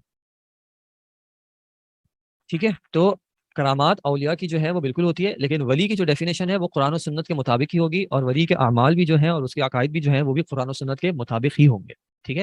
ظاہری جو معاملات ہوتے ہیں صرف ان پہ نہیں جانا چاہیے۔ اگر ایک شخص اللہ کے قریبی میں سے نہیں ہے، جیسے آپ نے سنا ہوگا کہ وہ اتنے درجے تک پہنچ گئے کہ ان پہ نماز معاف ہو گئی، یا ایسے درجے میں پہنچ گئے کہ وہ اپنے گھر میں بیٹھے ہیں اور کعبہ جو ہے وہ آ کے طواف کر رہے ہیں، اگر کعبہ نے کسی کے لیے طواف کرنا ہوتا تو نبی صلی اللہ علیہ وسلم کے لیے وہ مدینہ میں آ کے نبی صلی اللہ علیہ وسلم کو اور ان کے صحابہ کو عمرہ کروا دیتا جب وہ عمرے کے لیے نکلے تھے اور کفار نے ان کو روکا تھا، جس میں پھر حدیبیہ کا معاملہ آیا تھا. نبی صلی اللہ علیہ وسلم وہیں پہ رک جاتے اور کعبہ ان کے لیے آ جاتا. لیکن ان کے لیے ایسے معاملات نہیں ہوئے. تو ان معاملات میں جو ہے انسان کو خیال کرنا چاہیے کہ کس طرح کی باتیں جو ہے وہ کہیں اور کس طرح کی باتوں سے اجتناب کریں. یہ جو کرامات کا ذکر ہوتا ہے، جو ان میں سے اگر باتیں واقعتاً صحیح سند سے ثابت ہوں تو ان پہ بالکل اعتماد کر سکتے ہیں اگر اللہ کے نیک بندوں کی طرف سے ہیں. لیکن صرف قصے کہانیوں کے طور پہ جو ذکر کر دی جاتی ہیں جس کے پیچھے کوئی سند نہیں ہوتی، کوئی بیان نہیں ہوتا کہ کس نے بتایا، کہاں سے یہ بات آئی، کوئی اس کی اوتھینٹسٹی ہے یا نہیں، ایسی باتوں کو بغیر جو ہے صرف اس سے فارورڈ نہیں کرنا چاہیے کہ چونکہ نیک لوگ ہیں ان سے ذکر ہو رہی ہے تو لوگوں میں ایمان بڑھے گا. ایسا نہیں کرنا چاہیے. ٹھیک ہے، یہ معاملات جو ہے پھر دوسرے خطرناک دروازے کھلتے ہیں. جی، خواب پرندے کی طرح ہوتا ہے، جب اس کی تعبیر بیان کی جاتی ہے تو وہیں گر جاتا ہے اور تعبیر واقع ہو جاتی ہے. جس طرح کی کوئی حدیث ہے اس کی تفسیر آپ جو ہے پھر کبھی اور دیکھ لیں گے انشاءاللہ. حدیث بہت خوبصورت ہے، اس میں پھر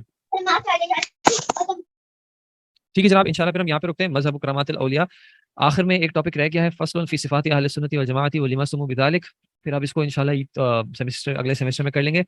ہم اگلی کلاس، اب ایک تو پتہ بھی نہیں اگلی کلاس ہوگی بھی یا نہیں ہوگی، اگر ہوتی ہے انشاءاللہ موقع مل جاتا ہے تو ہم کور کرنے کی کوشش کر لیں گے اگر آپ لوگوں کی اجازت ہو. ادروائز ایمان اور قضا کا ٹاپک چھوڑ کے اولیاء کی کرامات تک کا جو ٹاپک ہے یہ سارا جو ہے ہم نے الحمدللہ متن سے کور کر لیا ہے اور اس کی بنیادی انڈرسٹینڈنگ جو ہے وہ آپ لوگوں سے مطلوب ہے.